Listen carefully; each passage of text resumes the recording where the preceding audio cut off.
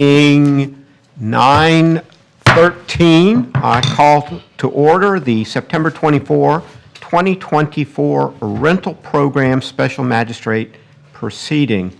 My name is Robert Riggio. I am the Special Magistrate who will be hearing matters this morning. Do we have any announcements? No, sir. None. Okay. All right. Next item on the agenda is approval of the August 27, 2024 meeting minutes, and I have reviewed them and signed off on them, and I assume they'll be filed with the, however those things are filed with respect to the proceedings of this proceeding. Okay. The next item on our agenda, and I'm trying to move this along, is a hearing of cases. We only have 7 this morning. Before we begin that, I would like anyone who is going to be giving testimony for the city to be sworn in at this time. Do you solemnly swear or affirm that the testimony you're about to provide is the truth, the whole truth, and nothing but the truth? Yeah. Thank you. Okay. All right, as I said, we have 7 cases. I am told that 4 of them are on Zoom, and I see Correct. 2 individuals in the audience. And are you here on matters that are on the agenda today? Yes, sir. Okay. Which ones are they? Mine is case number 5. Case number 5. Leslie and Deborah Stewart. Okay. And, sir? The address is 42 North Wild Olive Avenue. That's case number 7. Case number 7. Okay. Great minds.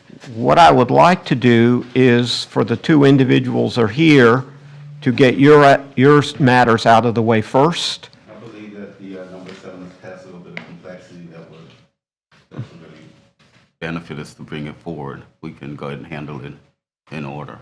I mean, Okay. that's just my preference, but either way it's fine. All right. Mr. Magistrate. All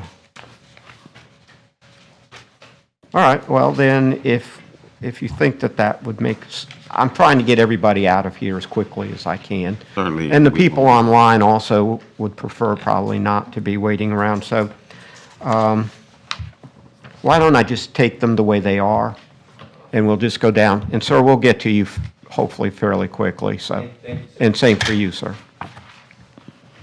Okay, so the first case is number 1 RTL 092485, Bessie C. Lively, cited for failure to correct violations of Land Development Code, Article 4, Section 4.1.a, Article 5, Section 5.2.8.2 at 1518 North Halifax Avenue. Sir, could you state your name, please? My name is Shannon Bland. And you are the attorney for Miss Lively? The Lively estate, yes, ma'am. Okay. Okay. Mr. Yates? The case before you is a zoning violation. This case was field generated. The property is zoned SFR 5. Other accommodations known as short-term rentals are not permitted in the zoning district. The violation was first observed August 23, 2024, and they were notified the same day. The property stopped actively advertising as of September 23, 2024. The daily posted rate was $741. The check-in, check-out time were shown as 4 p.m. and 10 a.m. These actions are irreparable and irreversible in nature, and due to these actions, the city is requesting a one-time fine of $5,000. Okay.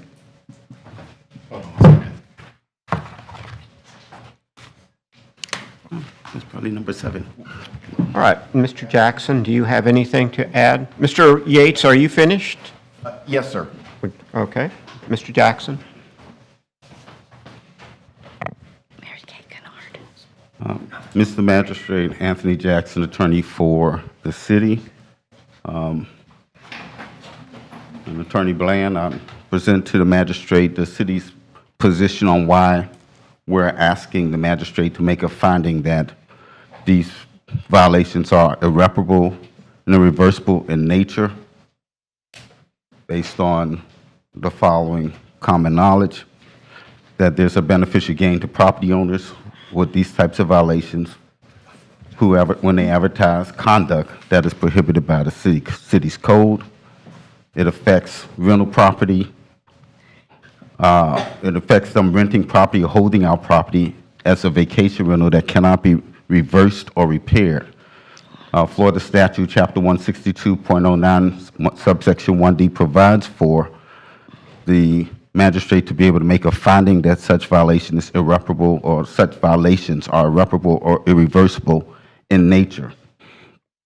The properties are properties that are advertised worldwide, marketing destinations that draw people from all over the world for principal events in our city, such as Daytona 500 races, Bike Week, Oktoberfest, spring break, spring and summer beach months. The properties may also be marketed as to draw to nearby destinations such as Disney World and Space Coast. And once they're advertised, they can't truly ever be unadvertised.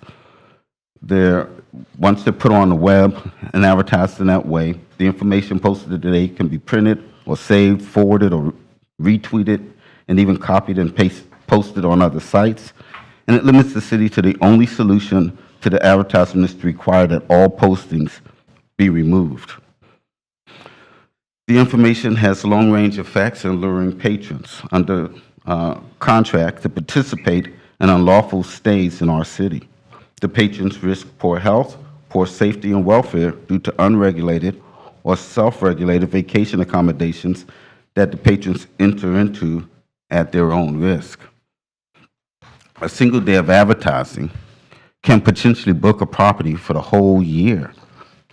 These promised stays are potentially to the detriment of the patron, and they're definitely to the detriment of licensed hotels, motels, and lawful vacation rentals that have gone through proper zoning regulation, proper inspections, proper licensing, proper insurance, proper taxations that are required by law.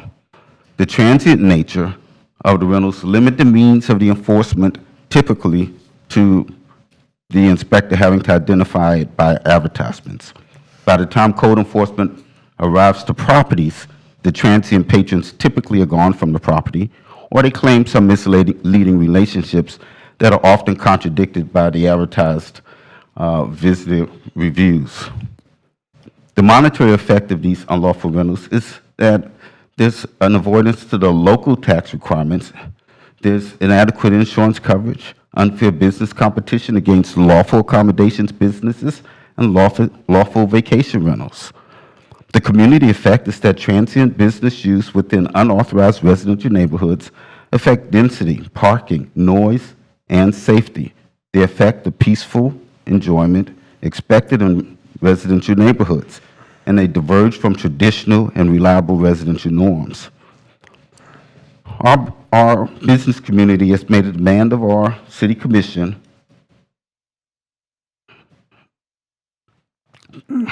with a request for a strong deterrent to those that are raking in profits, avoiding local taxes, avoiding zoning requirements, and regulatory controls. We have all seen rentals going for amounts as much as several $1,000s a week and realize substantial fines is the only deterrent tool available. By the time we arrive and say stop, the beneficial gains are already realized. State law adopted by the city defines vacation rentals to include advertising for the transient guests. Therefore, Therefore, the city requests a finding that these violations be deemed irreparable or irreversible in nature. And as we've said before, the determination for the fine amount itself is prescribed through our code and through state statute as to look at the gravity of the violation, the efforts of the respondent to come into compliance, and any other history related to this respondent. I'm not sure what the request was. I'm sorry, I missed that. Okay, the request of the inspector is $5,000, and I'm sure he'll be able to explain as far as what the gravity of that and the efforts that were made or not made at your request. Well, this might be an appropriate time for you to do that before so that Mr. Bland can hear it and have an opportunity to respond. Yes, simply, it took the respondent a month to take down the property. Essentially, they were noticed on 8/23/2024, and it wasn't removed until or September 23rd, 2024. Okay. Mr. Yates, did you show a copy of the advertisement? Yes, it's around there right now. And what is the nightly rental on that? $741. Okay. And that is, That is if I were to book a trip from August 24th to August 31st. That was just the total. okay. All right. Do you have anything further? No, sir. Okay. Mr. Bland? Yes, Your Honor, thank you. We, initially, in response to Mr. Yates's, the timing of this place is not occupied, regularly, and, we did not receive notice. I understand that he sent a certified mail notice as is required. However, the address that it went to is the wrong address. So we did not get the certified mail notice. The way that's how I got the notice, because my son was down at the house and saw the notice taped to the door. So as soon as we got the notice, I contacted Mr. Yates and discussed with him the issues pertaining to the violations and so forth, and immediately took steps to have the property taken down from the advertising site, which was done. I think it took 48 hours for them to do whatever they had to do to get them taken down. From a practical standpoint, the issues of irreparable harm that council noted, while those may in fact occur when rentals are being conducted, we never rented the place. We advertised it, but we never had any rentals. I don't know, maybe that price is too high or whatever the reason may be, but there was no harm because there were no rentals. As soon as we were notified, we did take the site down, and I understand this is after some research that this is a SFR 5 zoning area, which the two violations under Article 4 and Article 5 do not permit short-term rentals. But again, we didn't have any rentals. So I understand there's a violation. I think $5,000 is too much of a fine, and we would ask there be no fine or $1,000 fine, Your Honor. Okay. Question, the statute, as I recall, says that the notice is to be sent to the address on file of the Volusia County property appraiser. That's Or the property correct. appraiser for that county. That's correct. And Mr. it Ridgell. was. It was sent to the address they had listed. He's claiming the address on property appraisers is incorrect. And then the alternative would be if service isn't meant for us to be able to post, we would post at the property as well as at City Hall and, what's the third place? What's in the three places? It's City Hall, the property, U.S. mail, and certified mail. And so And, yeah, that's it. that's pursuant to Chapter 162, I believe, is subsection 9, I believe. And all those were done in this case. Okay. Mr. Bland, I have a question for you, and that is, how is it that the address on file with the property appraiser is the wrong address? Judge, the address is that it should be is 1550 Kanawha Boulevard East, Charleston, West Virginia. Mr. Yates, the address that he had is similar, but and I forget what it was. Maybe he has it there in front of him. It's a number off or got the street right, but the numbers are not right. And the city of Daytona has the right address. I get the bills for their things, and I guess somehow or another the appraiser or the assessor has the wrong address. So we'll need that out. But I didn't know that until any of this occurred. So, that's why we didn't get the notice. And as soon as we got the notice, I think we acted appropriate. Okay. This is kind of a unique situation. Usually, the property appraiser tries to get the right notice. I hear you from your standpoint of somehow the property appraiser has gotten the wrong notice, Wrong address. or wrong address. Magistrate.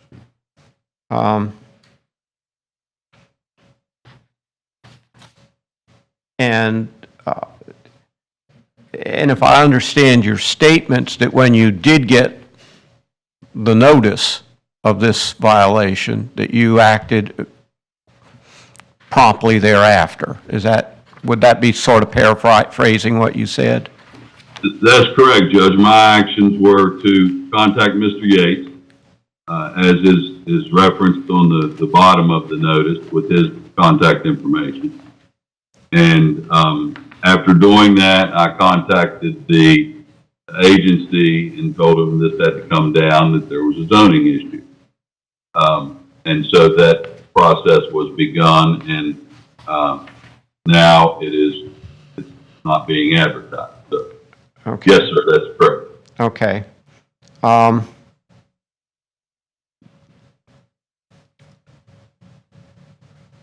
I'm having a bit and with the property appraiser having the wrong address. I'm sure things happen.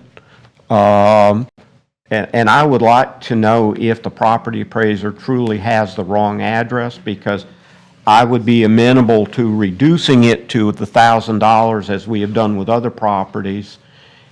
Yeah, he still hasn't corrected it. Well, then how do you pay a tax bill? Property appraiser is usually pretty good about, and collections for Volusia County are You can pretty, just pay it online if he's paying it regularly, or maybe Allow him pay to through answer. escrow. Allow him to answer. That was the question. It's a question for him. We pay the taxes. They have, we paid them for years. I mean, they have the right address. The address that Mr. Yates has, if he could tell you the address that it was, it's okay. a number or so off. Okay, Mr. Bland, I'm looking at a copy of the Volusia County, just so you're aware of this, the printout from the property appraiser's office. And it has listed as an address, care of Carolyn Judy, 1150 Kanawha Boulevard, Charleston, West Virginia, 25311. Yeah, the second one should be a 5. That's my address is 1550, and they have 1150. Okay, So that's the issue. And we usually pay the taxes online. So maybe that's why. and nobody has caught this error, because you're not flagging anything that would cause them to, if I understand it correctly. What I'd like to do, what I would like to do on this one, Mr. Jackson, I think it's sort of, I don't know whether it's Mr. Yates or whoever, to get with the property appraiser's office and, or, Property owner. well, the property owner, Yeah. and correct this. Yeah, the property owner would be the one that would need to correct. Okay, I understand the property owner responded quickly once they got the notice. And I know a posting, do you live at the home, Mr. Bland? Does No, sir. anybody live at the home? No, sir. The way that I became aware of the posting was that my son was there. Okay, I would say, Mr. Magistrate, as to the posting, I believe it's recognized that someone may not live at the home, but that it must be posted in a conspicuous location, which I think they showed to be the front door. I think there was a photo of that in the, how long after the posting were you, Mr. Yates, were you contacted regarding this? Was it a matter? It was about 2 weeks. About 2 weeks? Yeah. Okay. Mr. Bland, can you explain why it took your son 2 weeks to get back with Mr. Yates? Oh, he wasn't there. He came down to Daytona and stayed at the house while he was there. And when he was there, he noticed the posting and called me and said, "Hey, there's something on the front door." Okay, And I said, "Well, what is it?" And then that's when I got a hold of Mr. Yates. So okay. I don't want to create the impression that he was there all the time. He's not. And- Most of the time, the house. I saw no evidence that anyone was there any of the times I was there for posting. Okay. These seem to be fairly unique circumstances. If the property appraiser has somehow made an error, and then the city has utilized that error, I don't see how that can necessarily be held against the property owner. Now, in other cases similar to this, Mr. Yates, you've asked for a $1,000 penalty or fine or to be levied, and since there has been the activity, and Mr. Bland, as I don't know if it was explained to you, the holding out of this putting the ad out there with a vacation rental or overnight rental service constitutes a violation of the Daytona statutes or Daytona rules. I understand that now, Judge. Okay, and so we've been doing the same for probably several years now, and the appropriate fine under that circumstance would be $1,000 and not $5,000. And so I'm certainly amenable to reducing it to $1,000, and you'll be treated like the other people who have come before me. And I know some of those have been appealed to circuit court, and Mr. Jackson, if I understand so far, the city has prevailed in all of those appeals, so. That's correct. So, therefore, Mr. Bland, unless you have anything further, I'm going to reduce the fine to $1,000. Nothing further, Your Honor. Thank you. Okay. All right. In case number 1, RTL 092485, I find the respondent Bessie C. Lively to have been in noncompliance of Article 4, Section 4.1.a and Article 5, Section 5.2.8.2 of the Land Development Code, which prohibit short-term rentals in zoning districts not zoned for short-term rentals. Such violations are irreparable and irreversible because the improper benefit obtained by the owner and the damage to surrounding neighborhood occurs time the violation occurs and cannot be undone as provided for by Section 162.091D Florida statutes for the property at 1518 North Halifax Avenue. And to subsequently come into compliance on September 23, 2024.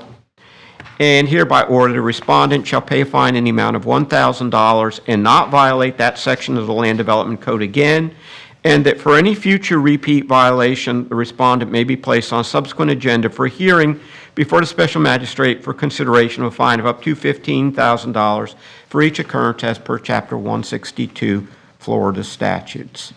Thank you. Thank you. Thank you, Your Honor, and I appreciate you allowing me to appear by Zoom. It's been a long trip. And Mr. Bland, I'm going to make this an exhibit, if you can mark it as Exhibit A in this proceeding, and I would ask the clerk to fax or email you a copy of that, just so that you see that you need to change or make sure that the property appraiser is notified of the proper address that's on file. I will do that, Your Honor, and thank you. And does the clerk have my information? Would she prefer fax or email? Which is easier? I have your email address for this. I sent it to the Zoom link to it. Okay, right. Yes, ma'am. That's fine. That's fine. Thank you. Thank you. All right. Case number 2, RTL 09-2486, A. Denise Moore, cited for failure to correct violations of Land Development Code Article 4, Section 4.1.a, Article 5, Section 5.2.8.2 at 100 Kingbird Circle, number 1. Is there anyone here? Please come forward if you're here on behalf of Denise Moore. I am Denise Moore. Okay. Just the other, yeah, there you go. And you can pull the microphone down if you need to. Just state your name, please. A. Denise Moore. And raise your right hand. Do you solemnly swear or affirm that the testimony you're about to provide is the truth, the whole truth, and nothing but the truth? I do. Thank you. All right, the case before you is a zoning violation. This case was field generated. The property is zoned PDG. Other accommodations known as short-term rentals are not permitted in the zoning district. The violation was first observed August 21st, 2024, and they were notified the same day. The property is still actively advertising as of today.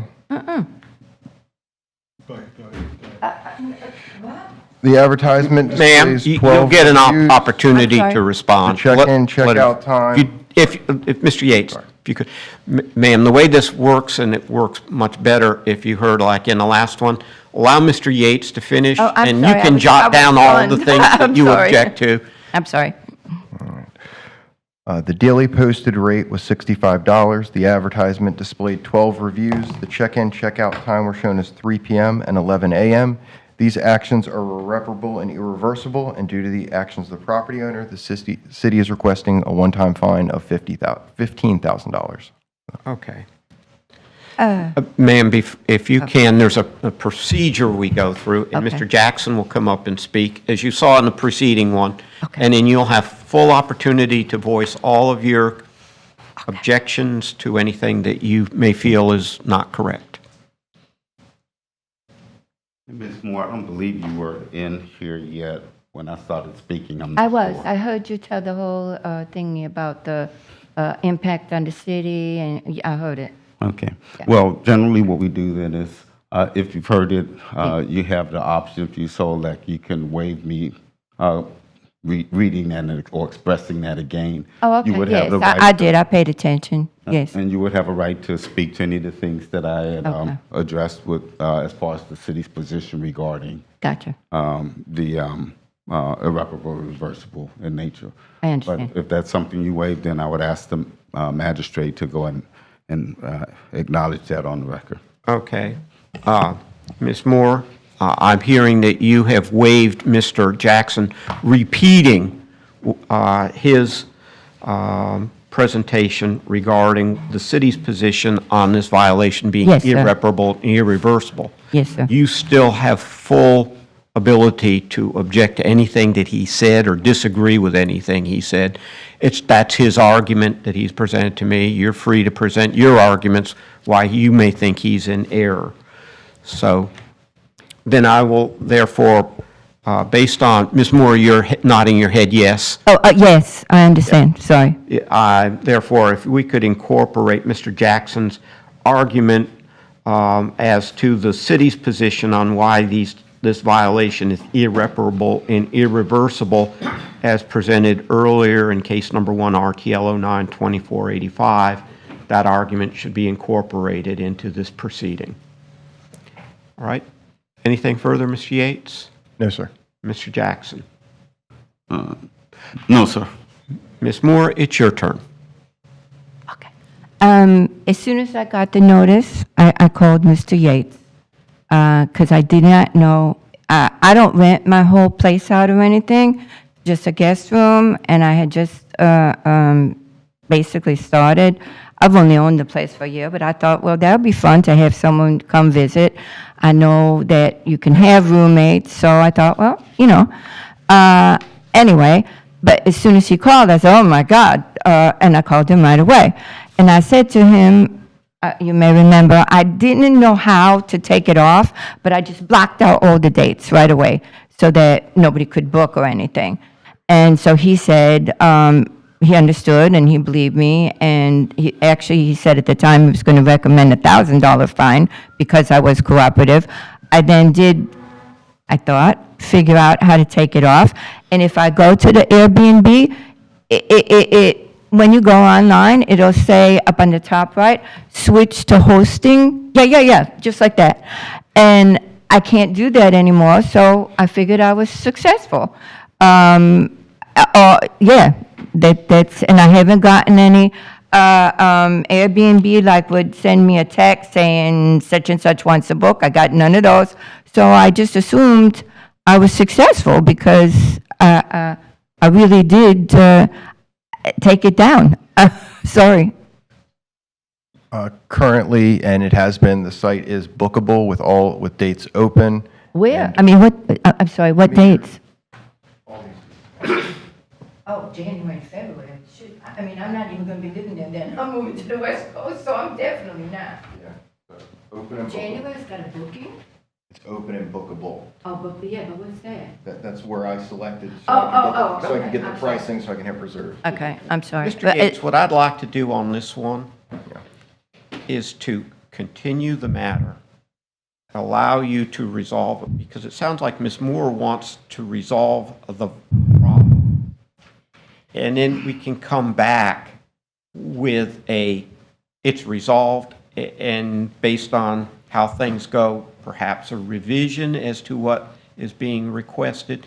That's up to you, but that way we resolve. I don't like having things where the respondent is here saying that she wants to resolve the matter, but she's not technically savvy enough to know how to do that. Okay, that's my understanding, Ms. Moore, is that you're saying, because this is a $65 a night, and I think that you may very well, if you want to rent this out, this may very well fall within the scope of a long-term license in terms of getting a roommate or something like that. But that's 6 months and a day. This is short-term, and it's under the 6 months and a day. Can I ask a question? Can you, check, you could see if anything's blocked off, like somebody's booked, so you can look and see that there's absolutely no booking? Because like I say, I really thought it was off. No, I can't check booking. I can only tell what you offer for booking. Right, but you can see availability, Yes, and you have availability right now. but it's all available. In other words, there's nothing that's not available. In other words, I have no bookings. Yes, there are times that are unavailable. Ms. Moore, I can assist you a little bit. You're still in a situation where you could turn that on and off or Oh, get okay. rolled. So it's still being held out. So that's what I think the magistrate I would- wants to try and resolve. Yeah, 2 months should be totally unavailable, because like I said, as soon as I found out, I blocked 2 months off, but then I thought I took care of it and was done. You basically have to take it, if I understand correctly, take it down completely. Yeah, I thought I did. Disable the ability to book. So I would like in this one to continue the matter. And Mr. Yates, if you can work with Ms. Moore, and I'm sure Mr. Yates will take into account your cooperativeness in trying to get this done, and we can get this resolved. Because does the city have any problem with that? No. No. Okay. no, Ms. Magistrate. Then, as far as case number 2, RTL 09-2486, a respondent being A. Denise Moore for property at 100 Kingbird Circle, number 1. Let's see, I'm continuing this matter to the next cutoff date. Is that October? Next cutoff or the next meeting? Oh, The next meeting is October 22nd. I'm continuing it to October 22nd, but there is a cutoff date of, what's the cutoff date? October 18th. October 18th. Everything has to be resolved by then, or it's back on the agenda, and obviously, there is a benefit to try and getting it done as quickly as possible. Like today. That's always good. Yeah, it's very good for me. I thought it was done, I swear, on my oath here. Okay. I thought it was done. Okay. So you're continued till, what's the date again? October 18th, and the meeting will be on October 22nd. Okay. This is continued until October 22nd.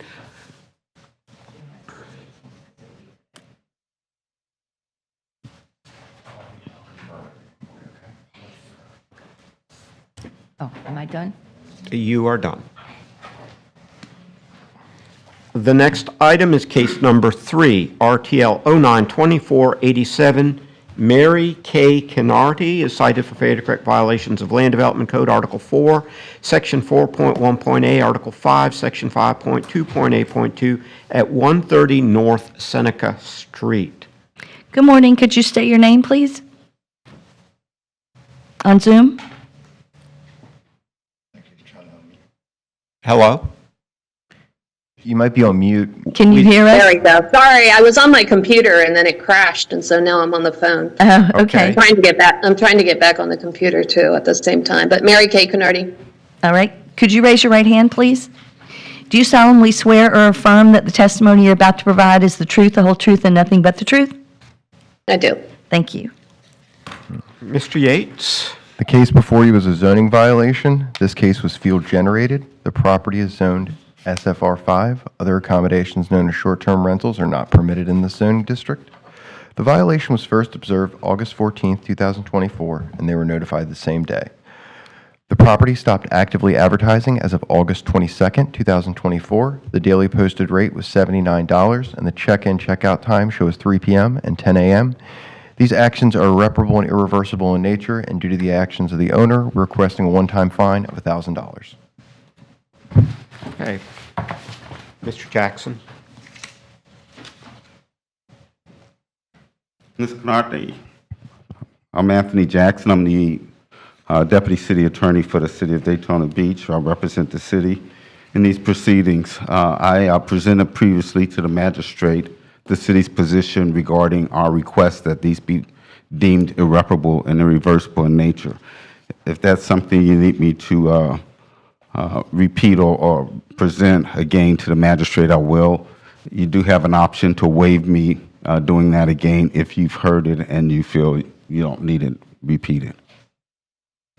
So the question for you is it something you would like to hear or hear again, or is it something that you want to waive?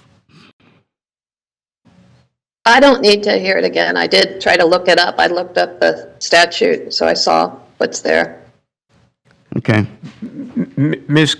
Canarty, Mr. Jackson's presentation is to the underlying arguments as to why the city considers these types of violations to be irreparable and irreversible. The statute simply says irreparable and irreversible, and he's providing the arguments as to why the city thinks they are. Now, obviously, if you think otherwise, you certainly have opportunity to disagree and state your rationale, should you choose to do so. Thank you. I would like to do that. So I have a copy of the notice of violation that was. I'm sorry, before we I guess- proceed, ma'am, I'm sorry to interrupt. I need to know whether you wish, Mr. Jackson has presented a question as to whether you wished him to waive those arguments, and therefore the arguments he presented in case number 1 would be incorporated into this proceeding. Unfortunately, my computer crashed, so I didn't hear his arguments. Mr. Jackson, I Like think it said, would be best for you to present them again, Certainly. and then, so Ms. Canarty knows what it is that you said. She can't waive something that she hasn't heard. Absolutely. I would agree, Mr. Magistrate. Again, Anthony Jackson, attorney for the City of Daytona Beach. And this is a presentation to you regarding the city's position regarding a finding that these violations be deemed irreparable and irreversible in nature as provided in Chapter 162.09, subsection 1D. In that statute, it provides for the magistrate to be able to make such a determination. The city believes such a determination should be made in this case because of merely in this case, but in these violations, the nature of these violations, because they prevent a beneficial gain to the property owner who is advertising conduct that is prohibited by our code. They affect renting property or holding out property as vacation rentals, and they cannot be reversed. Once the property is advertised, it's advertised on a worldwide market, marketing the destinations to draw people from all over the world.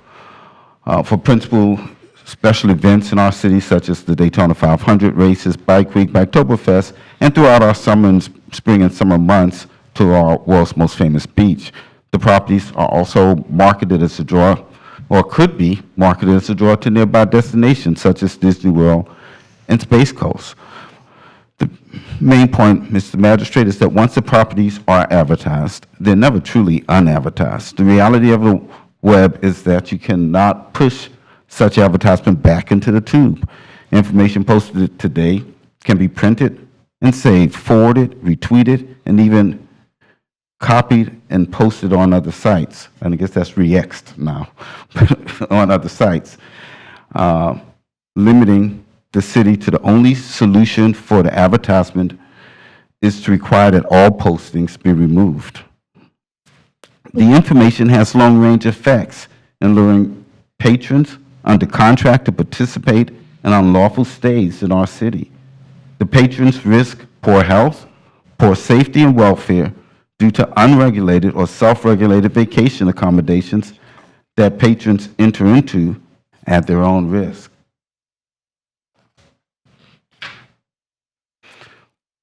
One single day of advertising can potentially book a property for the whole year. Those promised stays are potentially to the detriment of the patron and definitely to the detriment of licensed hotels, motels, and lawful vacation rentals that have gone through the proper zoning regulations, proper inspections, proper licensing, proper insurance, and proper taxations required by law. The transient nature of the rentals limit the means of the enforcement typically to identifying advertisements. By the time code enforcement arrives to the property, the transient patrons typically are gone from the property, or if they are there, they're claiming some misleading relationships that are often contradicted by their advertised reviews. The monetary effect of these unlawful rentals is tax avoidance as to the local taxes, inadequate insurance coverage, and unfair business competition against the lawful accommodation businesses and lawful vacation rentals. The community effect is that transient business use within unauthorized residential neighborhoods affect density, parking, noise, and safety. They affect the peaceful enjoyment expected in residential neighborhoods and diverge from traditional and reliable residential norms. The business community in our city demanded for our commission to take a strong action to deter these properties from raking in profits, avoiding local taxes, avoiding zoning requirements, and regulatory controls. We've all seen rentals going for amounts as much as several $1,000s a week and realize substantial fines is the only deterrent tool available. By the time we arrive and say stop, the beneficial gains are already realized. State law adopted by the city defines vacation rentals to include advertising for transient guests. Therefore, the city requests a finding that these violations are irreparable or irreversible in nature. And as to the fine amount itself, the magistrate is, by practice, has looked at how quick people respond as one of the principal determinations of what's a reasonable fine. The statute provides for 3 criteria: the gravity of the violation, the effort of the respondent to come into compliance, and the history of the respondent. In this case, I believe the testimony may have been that it was a timely response, but in any case, the nature and the history for this city has been that they are grave, substantial violations as they impact a region where we have substantial rental properties and rental business is a substantial business in our community. And so with that being said, we historically had asked for 15,000 on all cases, and magistrate has managed over the years to create a consistency based on the amount of time it takes for these properties to come into compliance. So with that being said, we would ask that we proceed with the findings requested by the inspector. Okay. Mr. Yates, do you have anything further? No, sir. Okay, Ms. Canarte, it's your turn. Okay, thank you. I see that I haven't been able to join on my computer. Is there any way that I could be joined by the computer so I can share what I want to share? That's a question.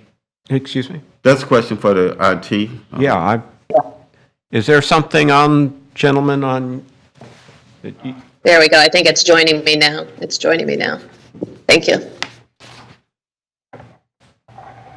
So I'll talk, though, while they're doing that. So in terms of the gravity of the offense, it does say under 162.09, the gravity of the offense. I had not rented until Kevin Yates gave me the okay. And let's see, it says join with computer. So I thought we were, okay, I'm going to get off there. Do that. How do I do?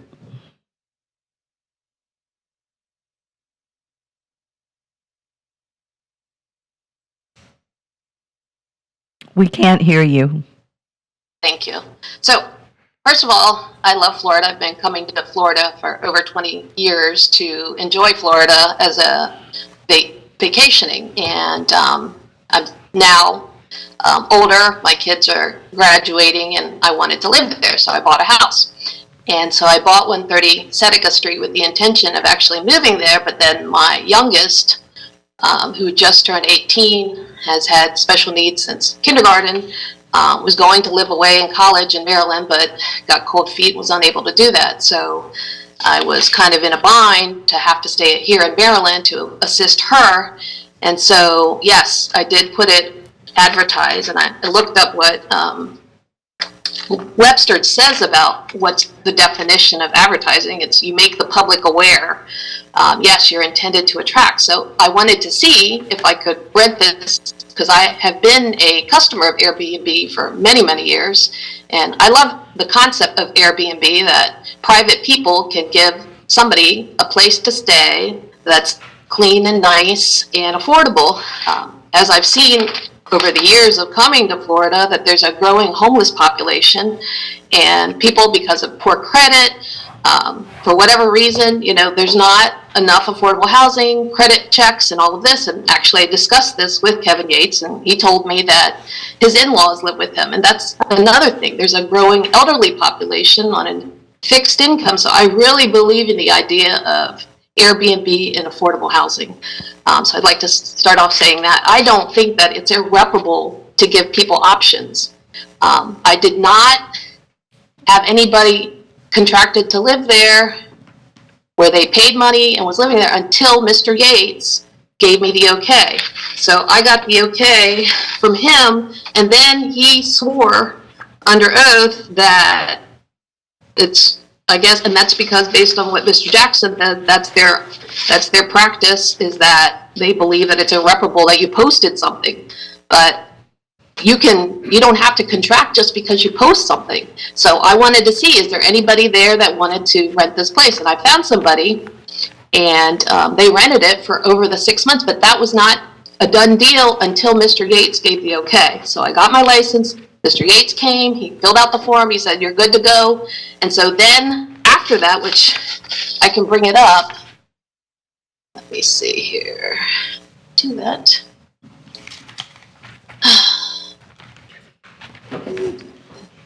You can bear with me, please, sorry. Yes, that you got that. This tech savvy.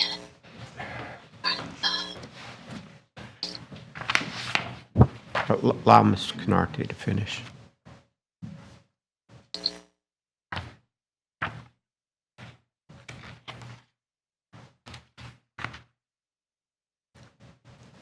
And I know that I heard him say about hotels, but hotels don't have the same conveniences that having your own home have. They sometimes have a kitchenette. I mean, I've stayed a lot in hotels and different accommodations in Florida over the last 20 years, so I know the differences. And if you can offer a good accommodation to someone, that's a value to the city of Daytona. The person who's staying there is actually coming from Georgia, and they're working there, you know, investing in Florida, and they really needed a place to stay. And so I was really working hard with Mr. Yates to give them that opportunity, and thank God it all worked out. But I don't think it's fair to penalize people just for looking to see what's out there without contracting, because I don't think that's irreparable. And that's not, I don't believe, what the statute envisions. How do I share this? Ms. Canarte, is someone currently residing there? I'm about to show you, yes, but the contract did not occur until August. I'm about to show it to you after the okay, which I believe was August 21st was the okay. So it says the host has disabled screen sharing, so I'm not able to share it. I don't know if you're able to enable my sharing screen. I think Mr. Yates is aware of this. I don't necessarily have to see it if he's going to agree that your just to provide some testimony is. clarification, what she's speaking on is the long-term rental license that she did obtain after she was noticed for the short-term rental, and she did not do her long-term rental until after she got her license, and we are in no way here on that. Okay. Well, when I heard the $79 a night, this is starting to look sort of like short-term or long-term rental properties in a way. I mean, the previous one was, what was that? There was one that was $741 a night. Yeah. Some of these $250 a night, $150 a night, we're now getting down into the lower numbers. Now, that's still significant on a monthly basis, but it's not the very large number. So No, it's she has a valid long-term license. Is that correct? that she got after she was noticed for the short-term rental. Okay. All right. The problem, and I'm going to throw this out to you, is that technically Airbnb is a short-term, and VRBO and all of those are short-term rental platforms. They are for people who are looking to rent less than 6 months. They are not intended, as from what I have been told before, to be used as a way to attract long-term residents. They are changing, but here's the deal. You can block out the minimum number of days. So if she had blocked out 181 days, for instance, which would be a legal rental for the minimum, then we would not be here. The reason we're here is because this listing was available for periods less than that, Okay. specifically. And that is on the website that says that this is available. If you wanted to rent it for one night for $79, you No, can. it was never like that. It was never like that for less than, nope. Mr. The current duration I see up on there looks about 20 days. That was booked for. It was 4/10 to 5/1. Okay, so a little longer than that, but yes, well under the If it's threshold. under 6 months Yes. and a day, it's a short-term rental. Exactly. Okay. But once noticed, she did comply immediately and then went on to get her long-term rental license and now has a long-term tenant, which is why we're only recommending the $1,000 because she did move so quickly. And Okay.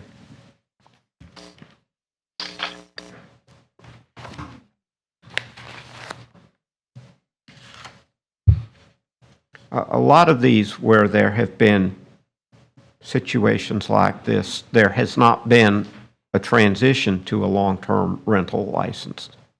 I mean, basically, the properties have just gone off the market usually they get sold, yeah. or sold or what have you.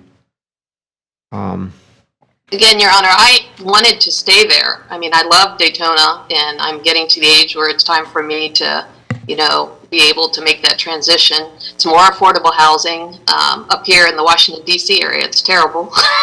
So that was my intention. But then when that fell apart, I immediately looked to see if there was anybody. But again, you don't have to book immediately. It's not booked immediately. The way it happens is that you put it up, you promote it, and you see, is there anybody who's interested? And I did not have anybody, in there until the license was obtained, until the inspection occurred. And then this notice of violation that was sworn was August 26th, when everything had been approved. So I don't believe it was irreparable.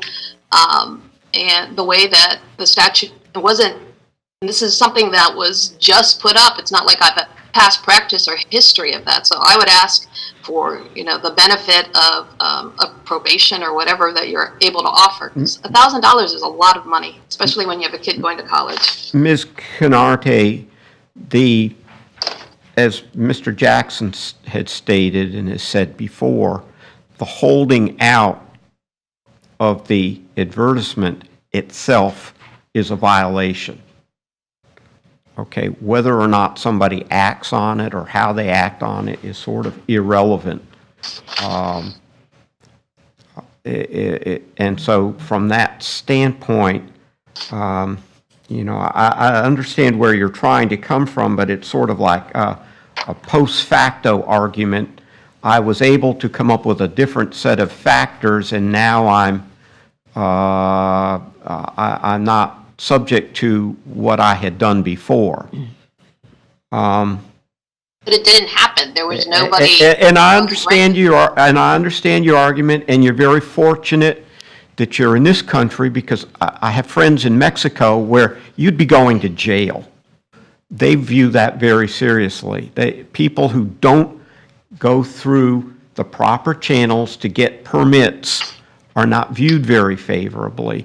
And that is part of the problem here, and that is Daytona has sort of an all-encompassing permitting process, and you chose to go outside of it, whether it's from not knowing, I assume that would be the argument. Maybe you're not aware of it, but the duty falls on you to become aware of it if you're going to hold out your property for rent. And as you see, you're now in the long-term rental, there's permit that's required. If you were in one of those few areas where short-term rentals are allowed, you would then require a business tax license receipt. That's correct. So the city has an all-encompassing permitting scheme for which the burden actually falls on the citizen to find out who is going to go into this. And I understand the situation. And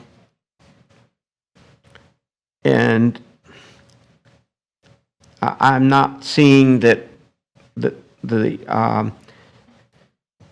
same penalty that has been given to other properties shouldn't be done here as well.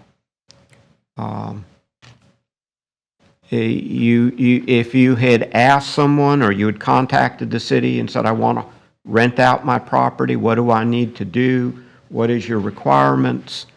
You wouldn't be here today. And the code may be a bit confusing, but if someone thinks it's a bit confusing, there are certainly people who could be called and asked with the city as to what the proper process is. And so while I understand your situation, I don't see it as being any different than the other people who had claimed that it was an inadvertent, or it was, not meant that way.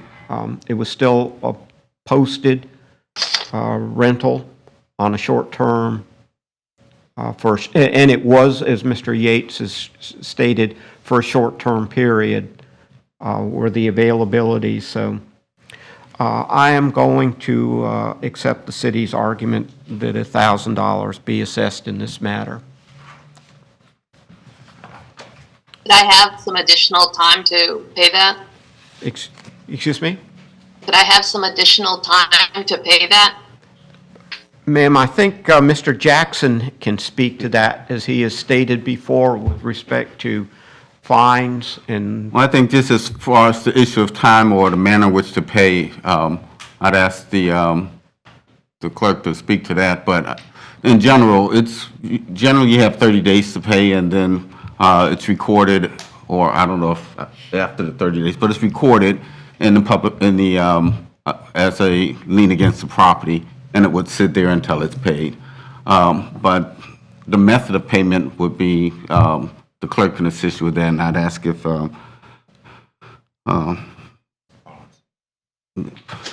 that? If June can help you with that. I can help you with that. We'll talk about it once the order's signed to see how much time you need, and then just run that through the code administrative staff for approval. It's usually approved. Thank you. therefore, in case number 3, RTL 092487, I find the respondent, Mary Kay Canardi, to have been in noncompliance of Article 4, Section 4.1A, and Article 5, Section 5.2.8.2 of the Land Development Code, which prohibits short-term rentals in zoning districts not zoned for short-term rentals, and that such violations are irreparable and irreversible because the improper benefit obtained by the owner and the damage to surrounding neighborhood occurs time the violation occurs and cannot be undone as provided for by Section 162.091D Florida statutes for the property at 130 North Seneca Street, and to have subsequently come into compliance on August 22nd, 2024, and hereby order the respondent shall pay a fine in the amount of $1,000 and not violate that section of the Land Development Code again, and that for any future repeat violation, the respondent may be placed on a subsequent agenda for a hearing before the special magistrate for consideration of a fine of up to $15,000 for each occurrence as per Chapter 162 Florida statutes. Thank you. Right. Thank you. Thank you. Case number 4, RTL 092488, Fix B LLC is cited for failure to correct violations of Land Development Code, Article 4, Section 4.1.A, Article 5, Section 5.2.8.2 at 606 Braddock Avenue. Ms. Yates? Mr. Kumar, Oh. can you hear me? Yes, I can hear you loud and clear. Thank you. Could you state your name, please? My name is Devendra Kumar. And raise your right hand. Do you solemnly swear or affirm that the testimony you're about to provide is the truth, the whole truth, and nothing but the truth? Okay. Thank you.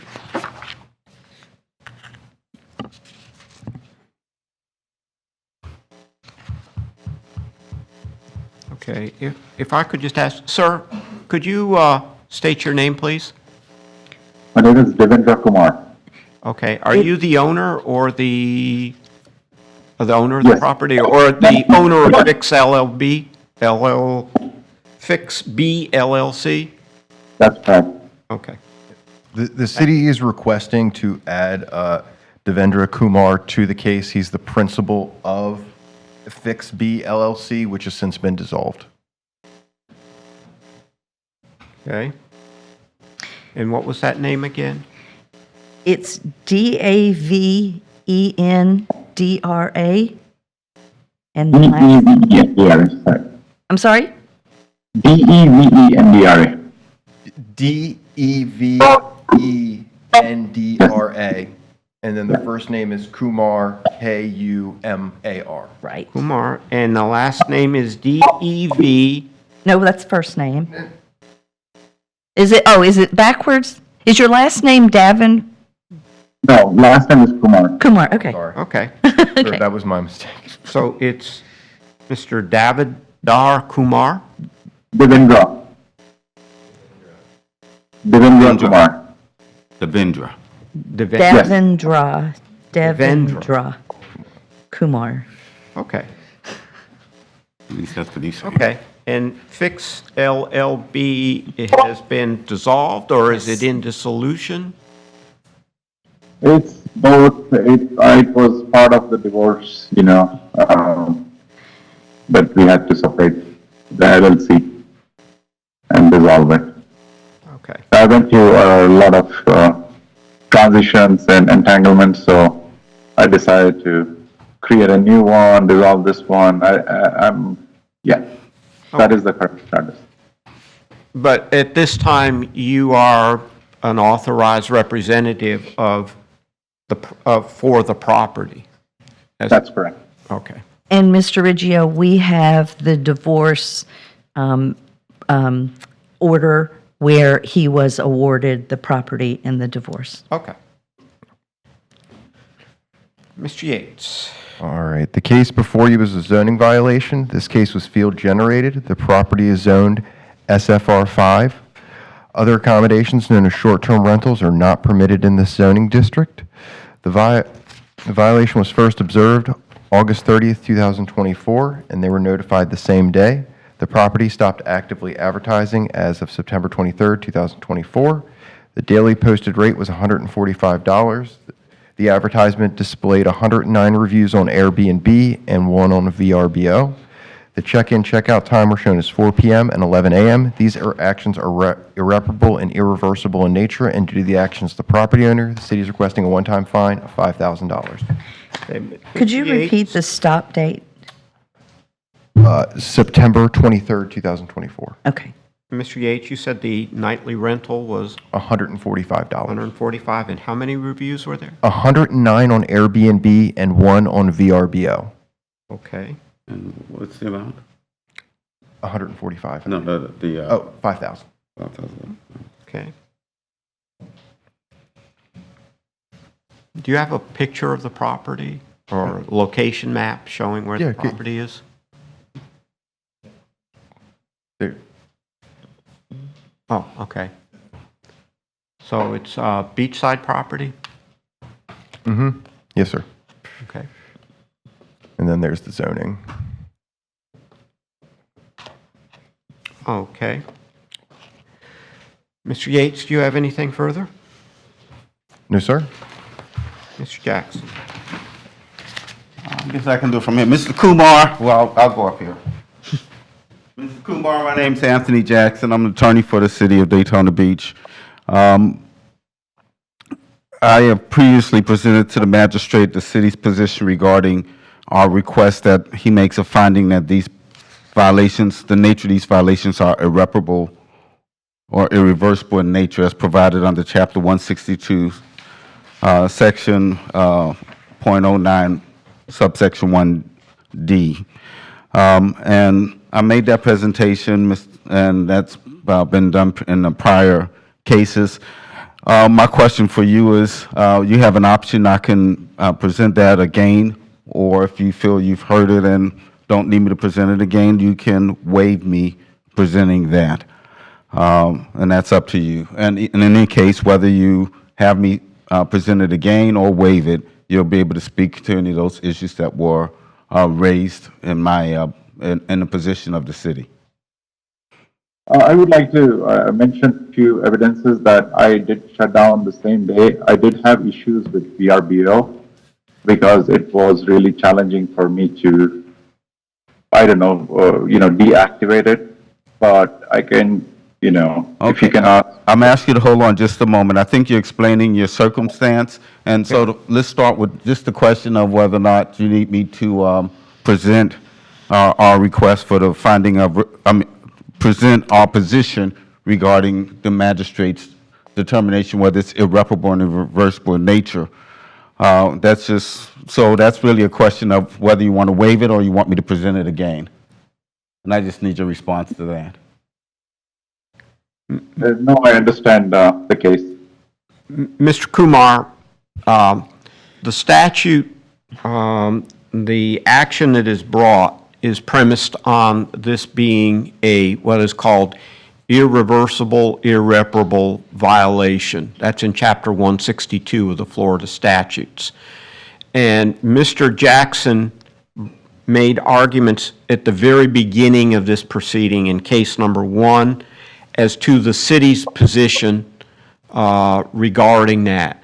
And what he's asking for is, if you heard that, are you willing to waive that and have his arguments incorporated in? You're free to make your own arguments as well. Or do you want him to do it again? And my impression is right now, it would probably be best for Mr. Jackson probably to repeat his previous arguments. I think that so that there's no issue, so to speak, of Mr. Kumar maybe not understanding what it is that you're asking of him. So I think you need to repeat your arguments as the city's position as to irreparable and irreversible.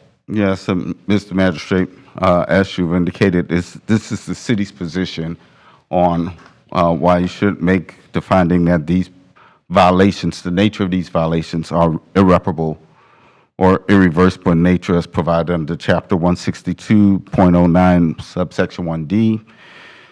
And starts by us noting that the beneficial gain to the property owner who is advertising conduct that is prohibited by the city's code is irreparable, is irreversible. The effects of renting property or holding out property as vacation rentals cannot be reversed. They cannot be repaired. Property is advertised worldwide, marketing a destination that draws people from all over the world for principal special events such as the Daytona 500 races, Bike Week, Biketoberfest, and throughout our spring and summer months to our world's most famous beach.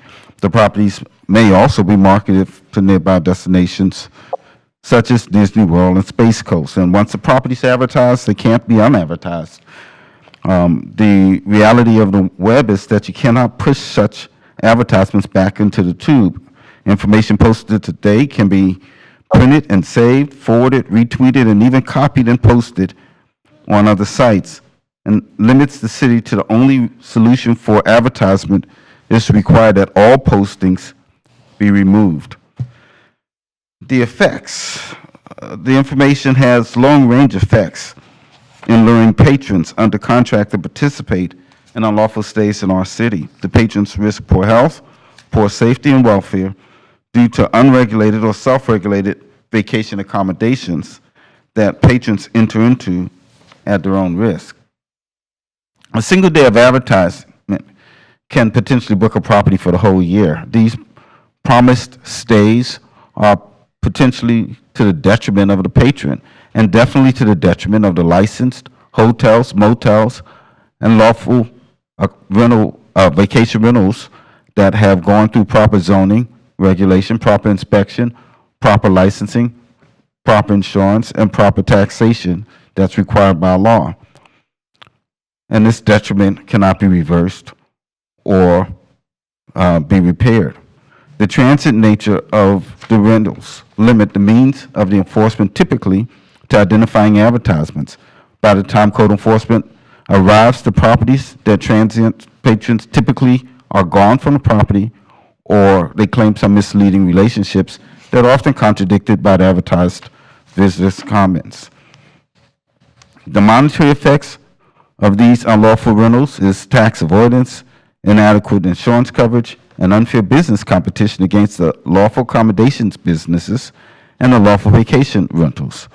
That unfair competition cannot be reversed. It cannot be repaired. The community effect is that transit businesses used within unauthorized residential neighborhoods affect density, parking, noise, and safety. They affect the peaceful enjoyment expected in residential neighborhoods. They diverge from traditional and reliable residential norms.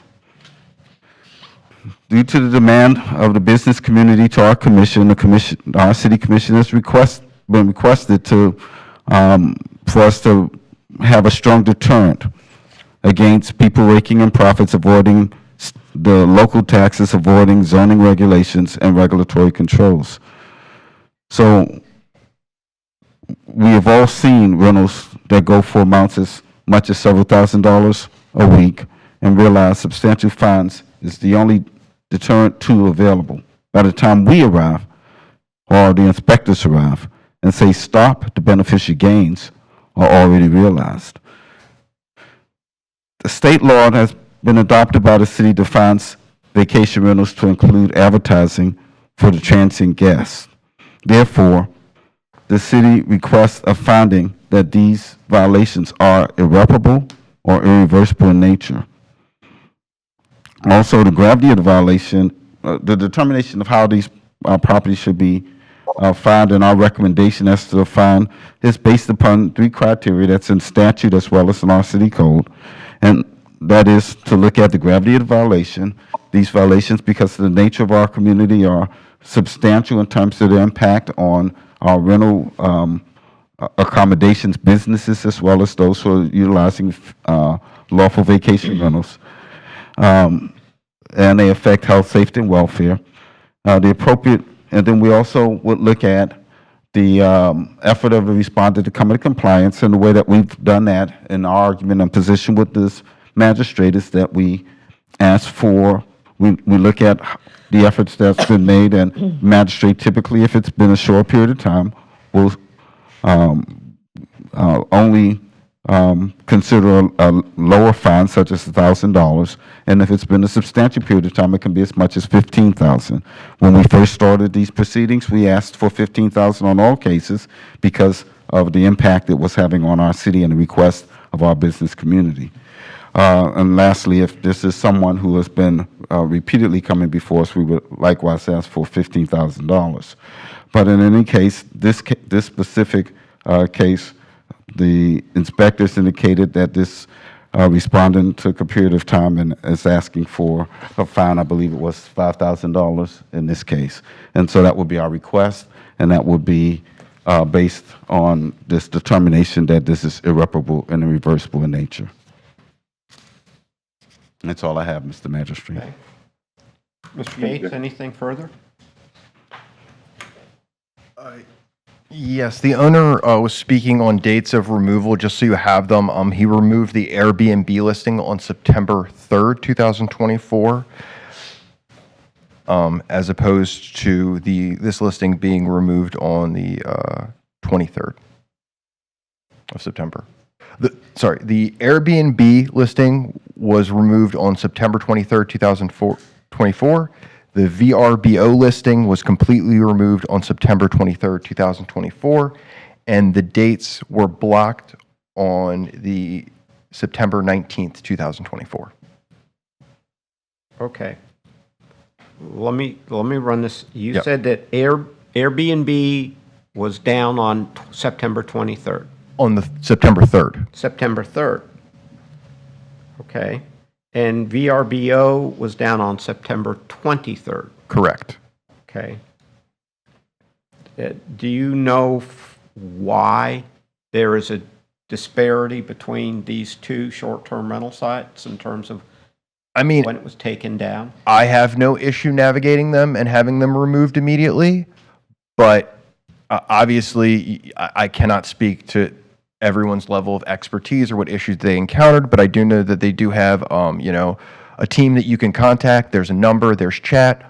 All of them make themselves available, and if you simply say, I want to take down this whole thing, they'll do it for you. Okay.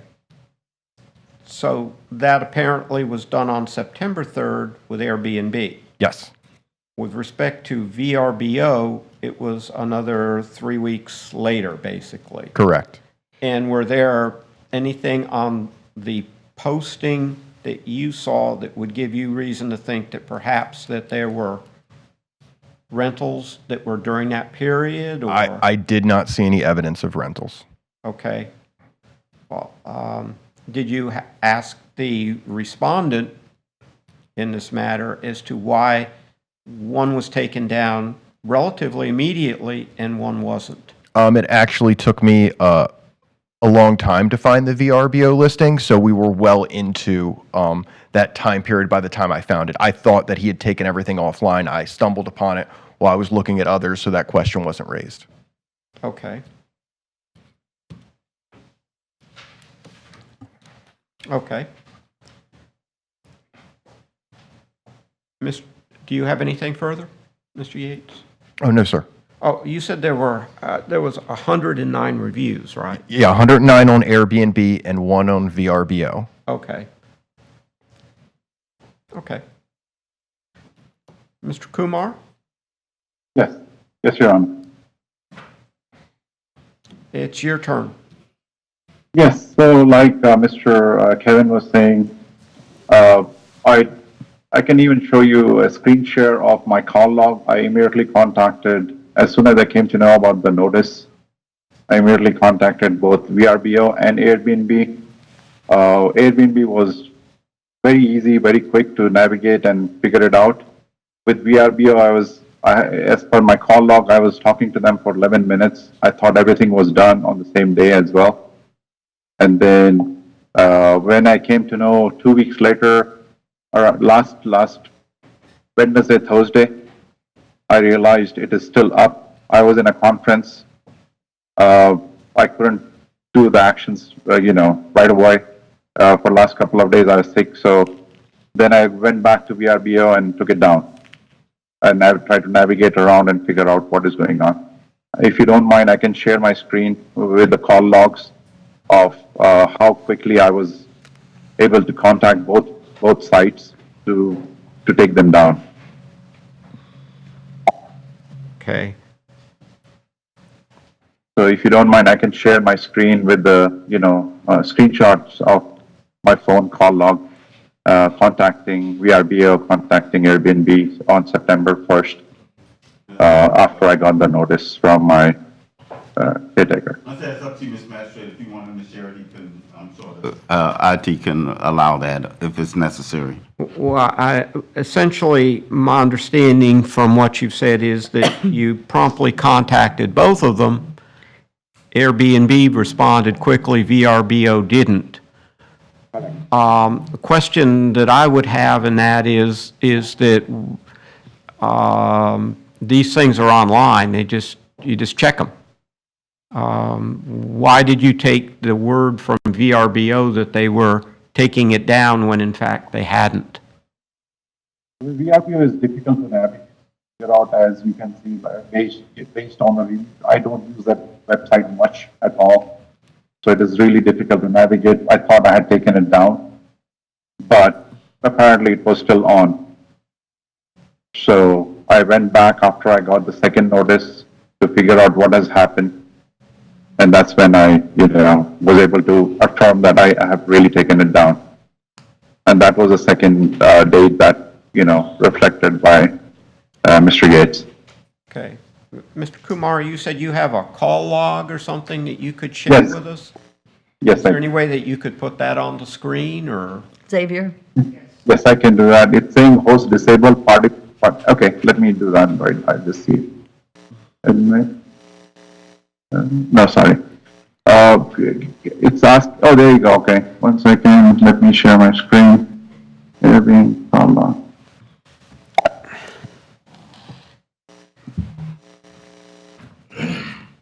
Okay, can you see my screen? Not yet. Sure. Okay, sorry. There you go.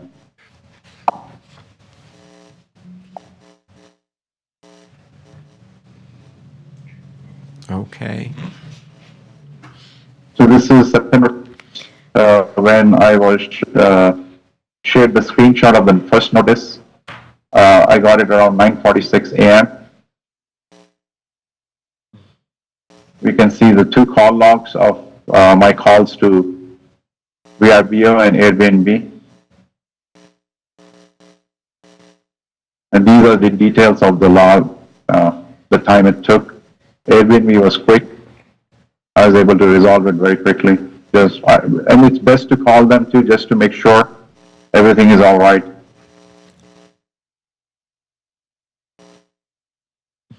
And this is the VRBO call. I spent 11 minutes with them. I thought it was taken care of it. And this is when I got the second notice, and I didn't see it until Thursday because I was at a conference. So if you want me to review it, just let me know. 9:46, Sunday, September 1st. Within few minutes, I was able to call both. Maybe there was some delay here, but first time I contacted, there were some issues, but I contacted them again. Resolved it within 2 minutes with Airbnb. And then VRBO. So I was prompt in contacting both right away.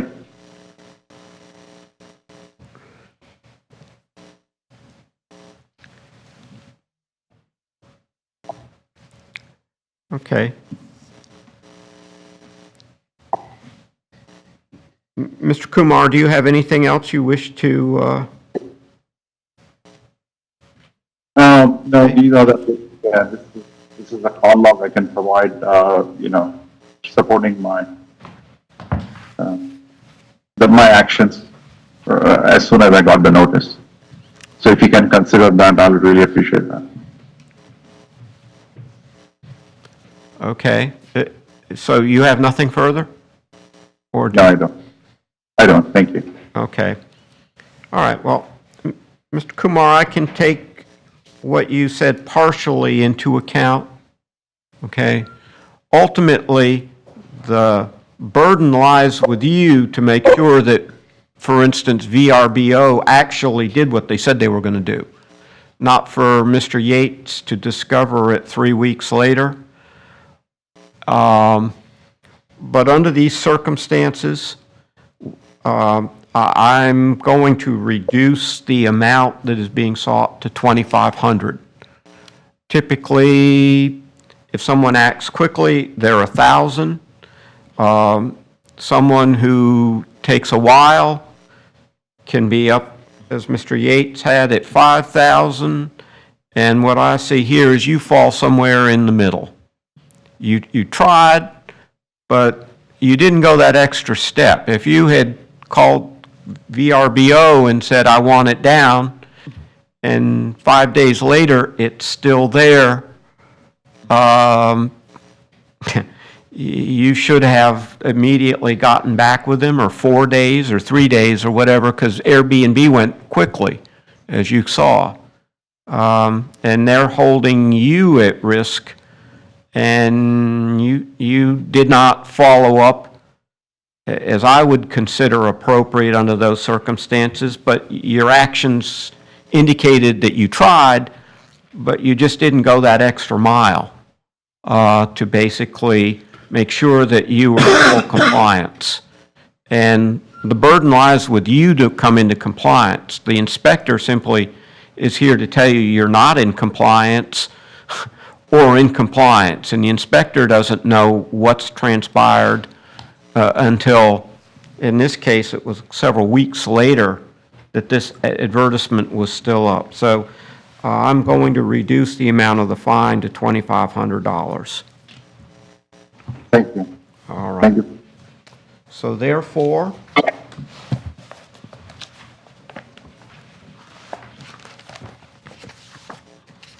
in case number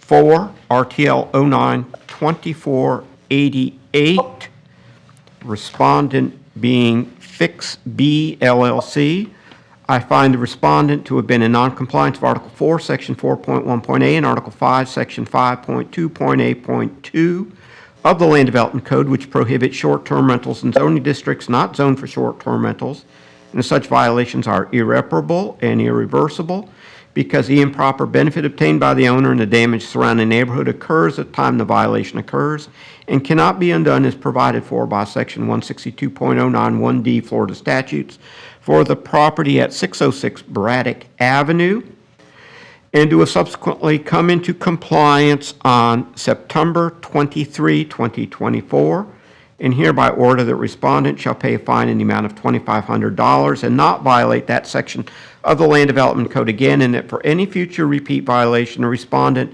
may be placed on a subsequent agenda for a hearing before the special magistrate for consideration of a fine of up to $15,000 for each occurrence as per Chapter 162 Florida statutes.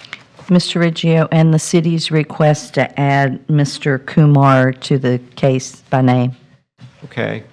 And I also add Mr. Devendra Kumar to this matter, who appeared today on behalf of himself and Fix B LLC, which I understand is currently in dissolution.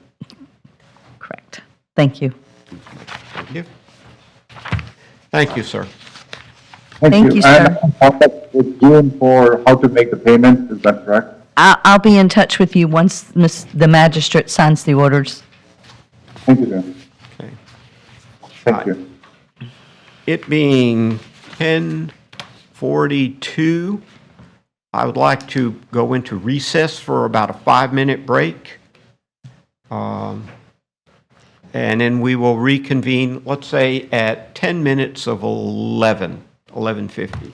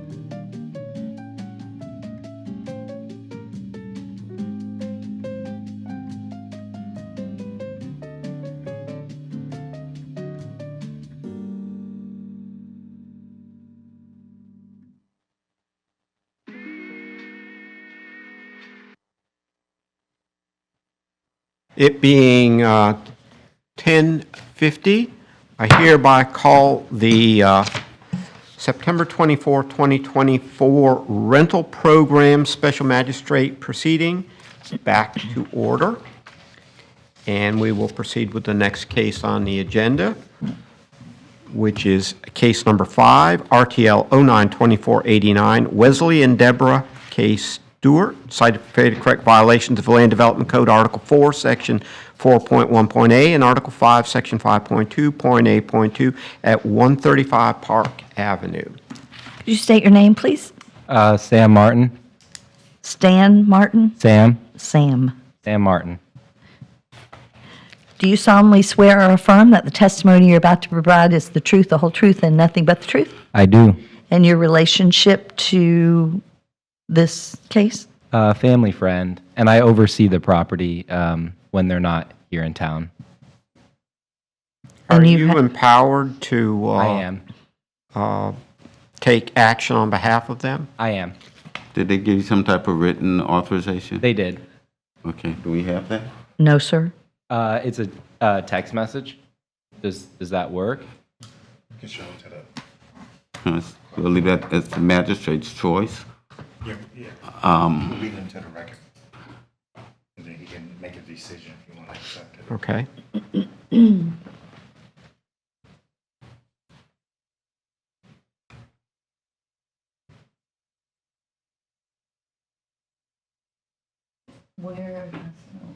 Yeah, let me see. I might have to go to my messages directly with him.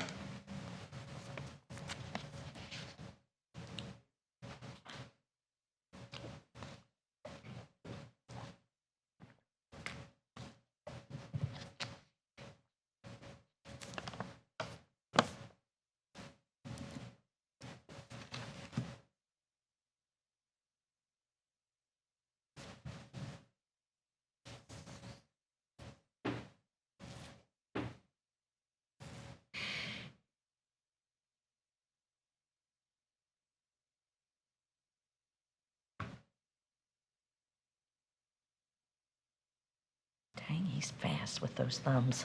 I sent a lot of messages.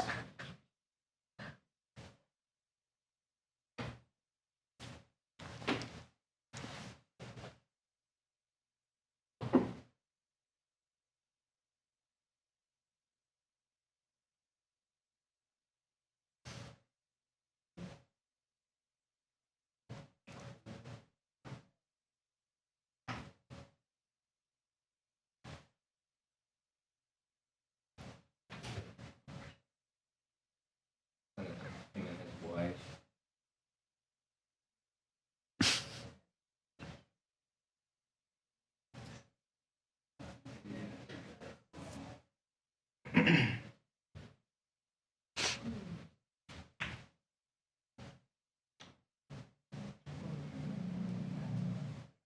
Are you able to make actual contact with him right now? You want me to call them? Well, Would just- that be easier?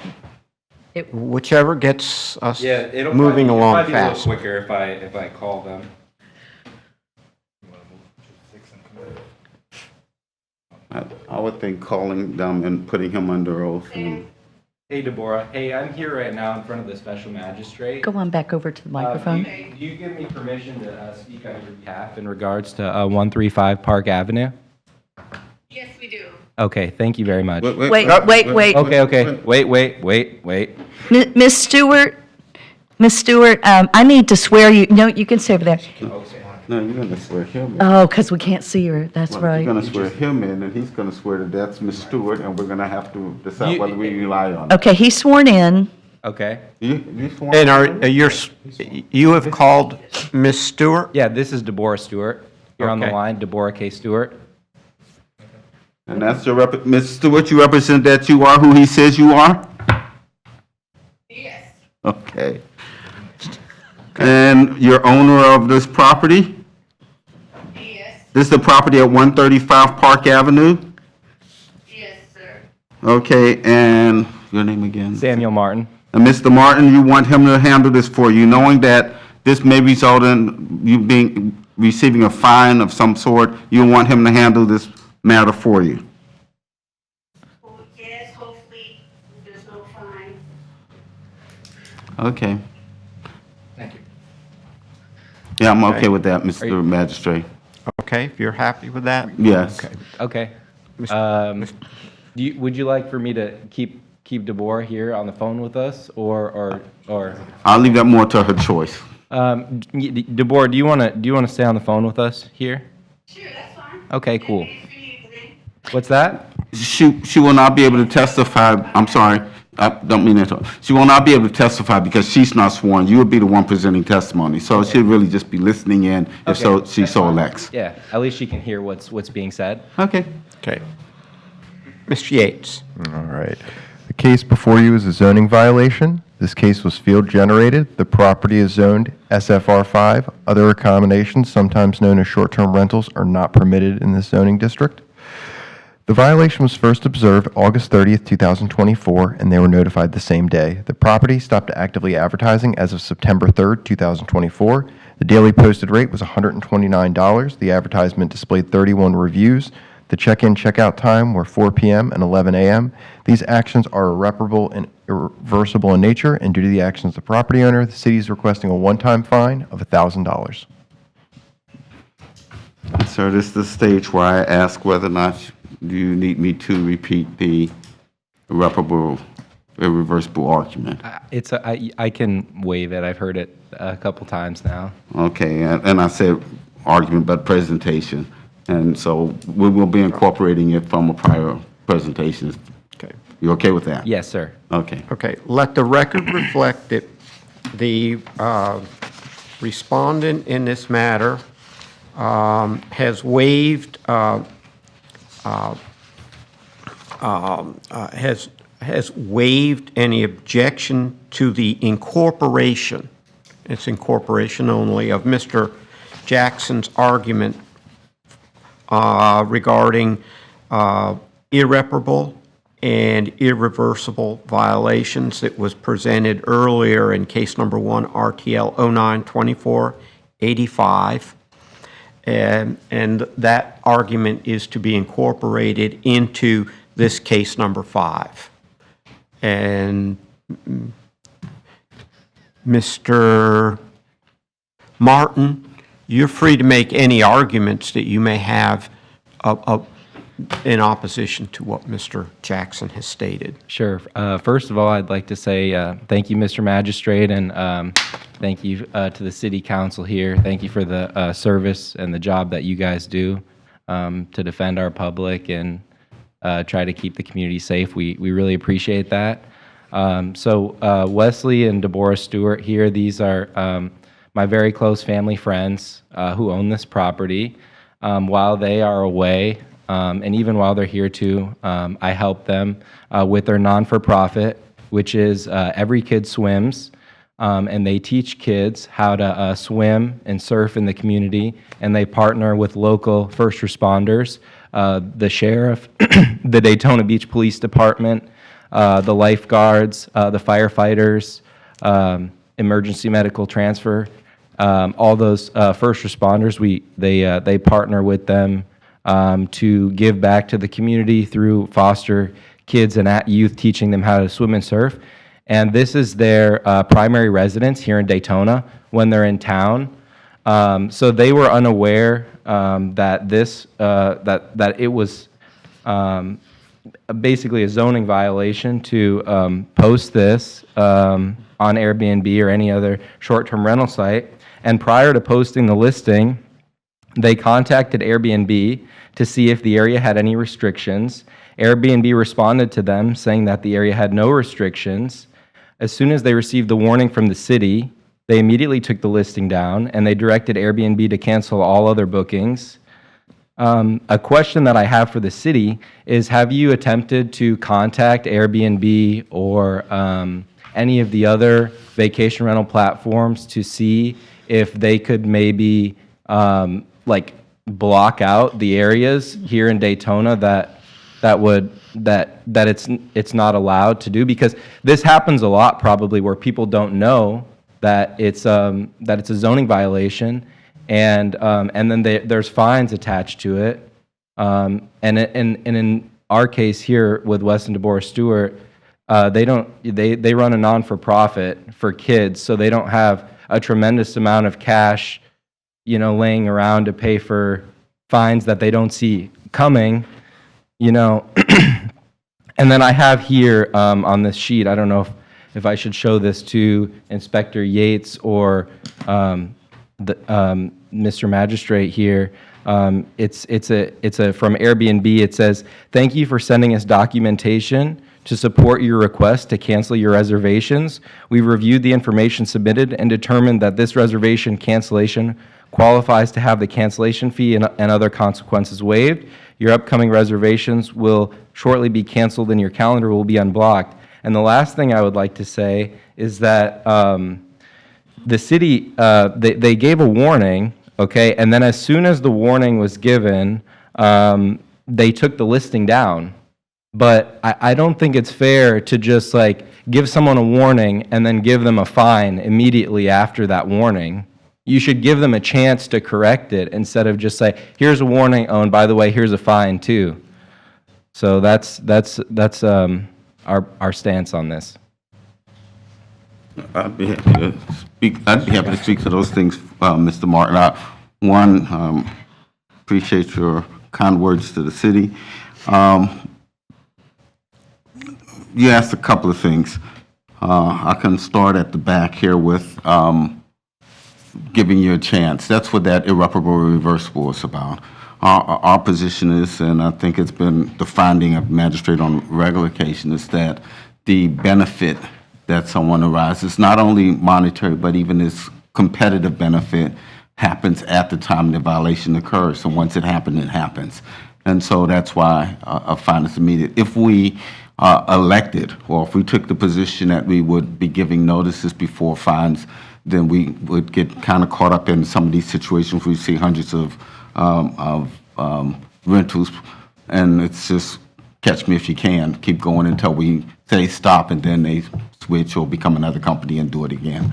And so it's so to create the necessary deterrent that we believe that we're creating, it's pretty much something that we look to utilize the irreparable reversible for. So that's the answer to that question. You had asked something else, and Yeah, I had asked if the city had the I know what it is, regarding effort to contact or make communication with the vacation rental businesses. We've been doing this for several years, and it's pretty much that they're well aware. They're businesses, and I don't know if they're at the highest point that someone would do that or not, but I don't know if there's much more we can do in that regard. The reality is that rental of property is a business itself. And because it is a business itself, someone renting should be approaching the city, going to their permits and licensing and saying, what do I need? And one of the things they would need is a business tax receipt, which is a license to, it's not a license, it's a tax for the fact that you're going to be doing a business in the city. And when you go to obtain that, they would tell you if, oh, I'm sorry, you're not zoned for that type of activity. So that's the manner in which we are notifying. And unfortunately, we know that sometimes people are told wrong by Airbnb or other places, other accommodation businesses, as well as we're told repeatedly that people are told wrong by their realtors. And that's unfortunate, but that's something kind of beyond our control. I think I addressed both of them. Yeah, and I appreciate your response there. And now we completely understand the city's position on it, and we don't want to fight with the city, of course, but at the same time, we want what's fair.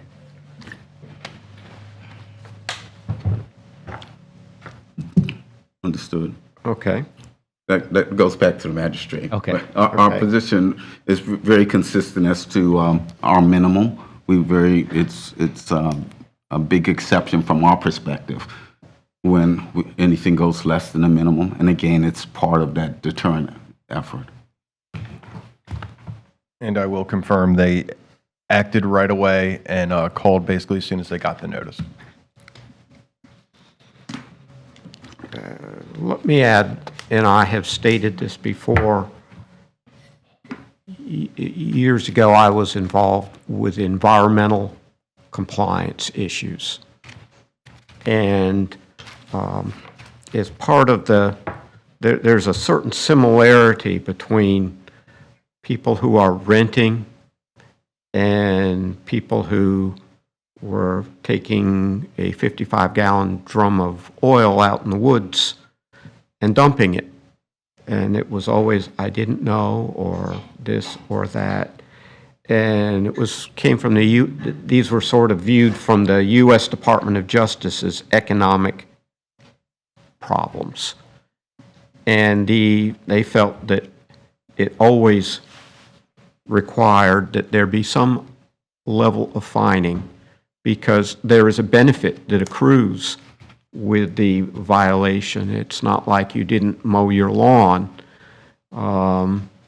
It is that somebody received income through the rental of a property that they weren't supposed to receive. And that, that one could go and say, well, let's try to do an economic analysis. It looks like this one has got at least 31 reviews, $129. But I think it was determined that a simpler way was to try to pick some numbers that would perhaps have a little sting to make sure that the word goes out not only to the folks that you're here on behalf of, but hopefully they will tell other people, and it brings an end to this. And as Mr. Jackson said, I've been hearing these matters for well over 4 years, and I keep hearing still that... I think it was pre-COVID, so now Yeah, I don't know, it's a lot of years. I think some of our first ones were around the beginning of COVID. I remember there was a hearing in June of 2020, I think it was. And it may have been preceding that as well. And yet, we still keep hearing these things, and we have pretty much a full docket almost every month. And so the word has not been getting out as well as I'd hoped, but hopefully when people do get the word, that they realize that they can't engage in short-term rentals unless they happen to fall, and there are a couple small areas in the city that allow short-term rentals, and that might be why I suspect Airbnb just doesn't want to get involved in this. But if they did, they couldn't say Daytona completely is off limits. There's a couple blocks maybe on Beachside and so they'd have to, I guess... A couple of zoning districts. They would have to have their computers fathom that out, and I guess they don't want to do that or whatever. So the penalty that Mr. Yates has announced is commensurate with or same as other people in similar situations who've come before me under these same circumstances. I don't know if Mr. Jackson mentioned, when we started, everybody was assessed a $15,000 fine. And I have felt that whittling back, but eventually you can only whittle so far on a stick, and then the stick breaks and you've got no stick anymore. So the $1,000 seems to be somewhere in the ballpark that seems to provide some degree of I don't know, reduction commensurate with the fact that you all responded quickly, but also reflects that there was income that was gained, and it's not really up to me to determine where the income goes or anything of that nature. So with that said, I'm going to assess a fine of $1,000. So therefore, in case number 5, RTL 09-2489, respondents being Wesley and Deborah K. Stewart, I find the respondents to to when been in noncompliance of Article 4, Section 4.1.a, and Article 5, Section 5.2.a.2 of the Land Development Code, which prohibit short-term rentals in zoning districts not zoned for short-term rentals, and as such violations are irreparable and irreversible because the improper benefit obtained by the owner and the damage to surrounding neighborhood occurs at the time the violation occurs and cannot be undone as provided for by Section 162.091D Florida statutes for the property at 135 Park Avenue to subsequently come into compliance on September 3rd, 2024. And hereby order that respondent shall pay a finding amount of $1,000 and not violate that section of the Land Development Code again, and that for any future repeat violation, the respondent may be placed on a subsequent agenda for a hearing before the special magistrate for consideration of a fine of up to $15,000 for each occurrence as per Chapter 162 Florida statutes. That's all. But let me add one other thing too, and that is the short-term rentals. There have been many instances where short-term rentals have resulted in whole subdivisions being up in arms about these things, and that is also a problem. I can't make a judgment as to which ones were trying to be as neighbor-friendly as others, but some were definitely city-unfriendly as well as being neighbor-unfriendly. And that's not really what is being heard here today. It's really being whether or not someone has obtained the proper permissions for doing what they're supposed to do. Thank you. As far as the fine goes, do you have a contact information, or how is that supposed to be and when? Well, we generally send it to the address on the Volusia Property Appraiser, but if you want to leave me your email address, I can, Sure. and phone number, I can contact Sure. you. And then it's 30 days on the fine? Mm-hmm. Okay. Yeah. All right. Thank you, Your Honor. Thank you. Okay.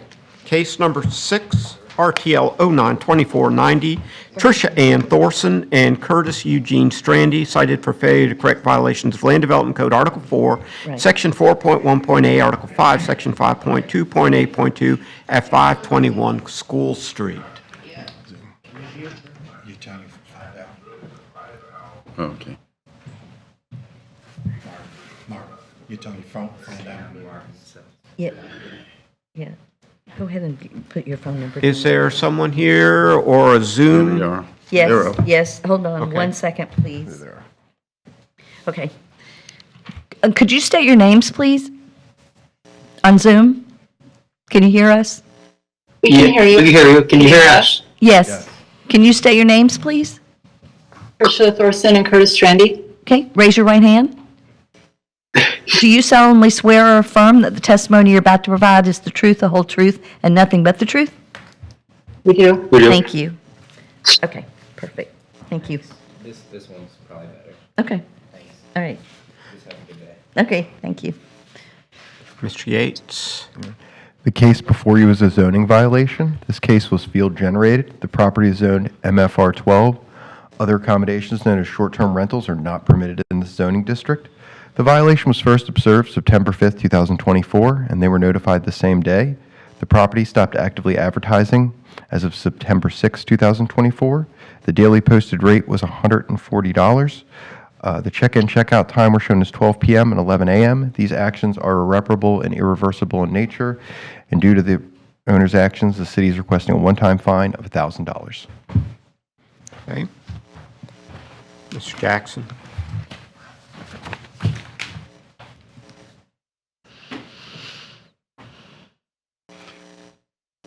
Ms. Thorson and Mr. Strandy, my name is Anthony Jackson. I'm the attorney for the City of Daytona Beach. I presented to the magistrate previously during these hearings the city's position regarding our request that these violations be deemed irreparable and irreversible in nature as provided in Florida Statute Chapter 169.09. If you've heard that presentation, the question would be, is that something that I need to present again, or that you desire me to present again, or is it something that you would want to waive me presenting it again and accept and allow the magistrate to adopt it into the record from a prior proceeding? So that's my question to you. Would you like to? I'm fine. I'm fine. We're good. We waive it. Okay. Okay, well then let the record reflect that Mr. Jackson's previous presentation of the city's arguments that the violations are irreparable and irreversible as presented in Case 1 RTL 09-2485 be incorporated into the proceeding. And again, is it Ms. Thorson and Mr. Strandy? Yes.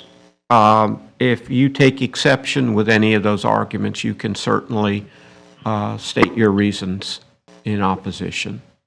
All he did was present his arguments. I still have to make a determination on that. Okay. What do we, It is your turn now. Mr. Yates, do you have anything further to say? Oh, no, sir. Okay, it's your turn. Go ahead.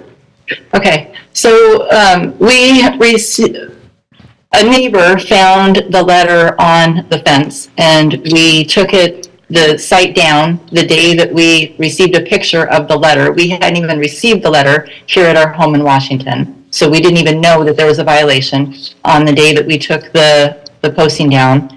We've been to Daytona. I heard what you just said about getting the word out, but we have been to Daytona multiple times over the last 10 years. We bought the house with intent to move in because the HVAC pays so low over there. We were not able to move into our home as a primary residence yet. That's why we chose to Airbnb it for the time that it's going to take for us to move our businesses and move to Daytona full time. There was no way, we talked to Airbnb, we did our research that you're asking people to do, and still, we had no idea that we weren't allowed to Airbnb in our neighborhood.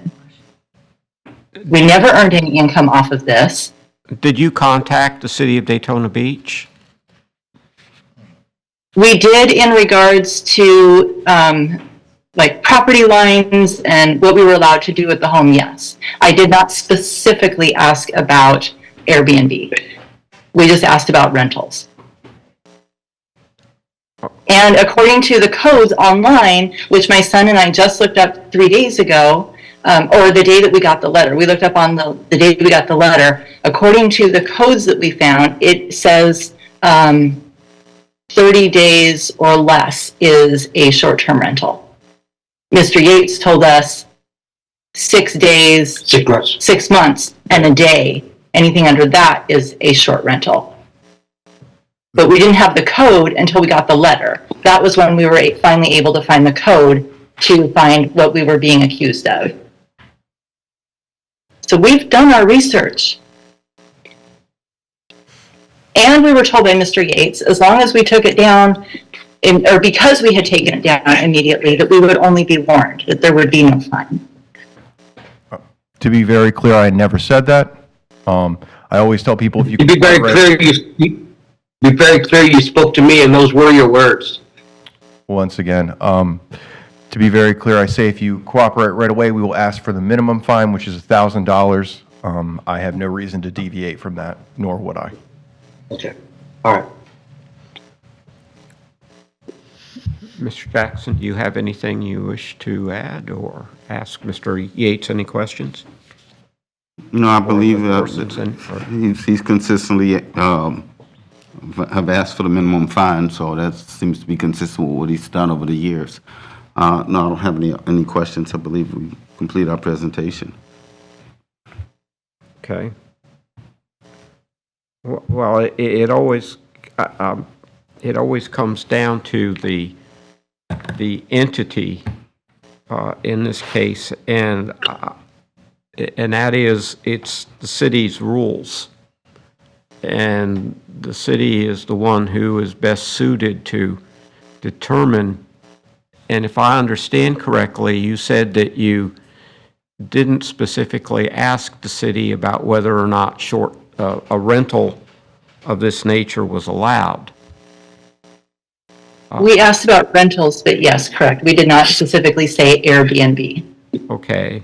Or short term. I didn't know the word short term. Yeah, unfortunately, in virtually every city code, there's a distinction made between what are considered long-term rentals or regular rentals, which are typically 6 months and a day, and everything else less than that is a short-term rental. And that's sort of a term of art in the rental business, as I understand it. And had you asked somebody in permitting the question, we want to rent something on Airbnb, or we want to rent something for a week, 2 weeks, 3 weeks, 4 weeks, a month, the answer should have been, you can't do that at your location. And so I understand your efforts, but to some extent, renting a house out is a business venture that individuals can get involved in. And I don't know if you heard this before, but when these proceedings first started, the city was seeking $15,000 for all violations, and I have pared it back, but at some point, the exception starts to swallow the rule, and the effect of assessing a fine becomes one of less and less value, and the city feels that this is a matter that is important to them. And I understand I've had subdivisions who have risen up in arms about folks that are short-term renters. I've had people who have had all kinds of run-ins. The police department has a problem with a lot of short-term rentals.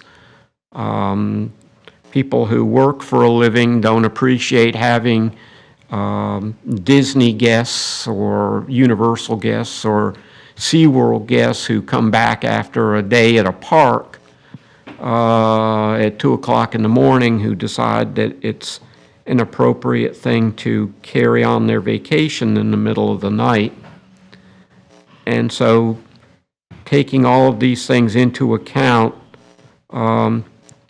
it would appear that the $1,000 a day for immediate compliance versus significantly more for failing to comply in a short time is warranted.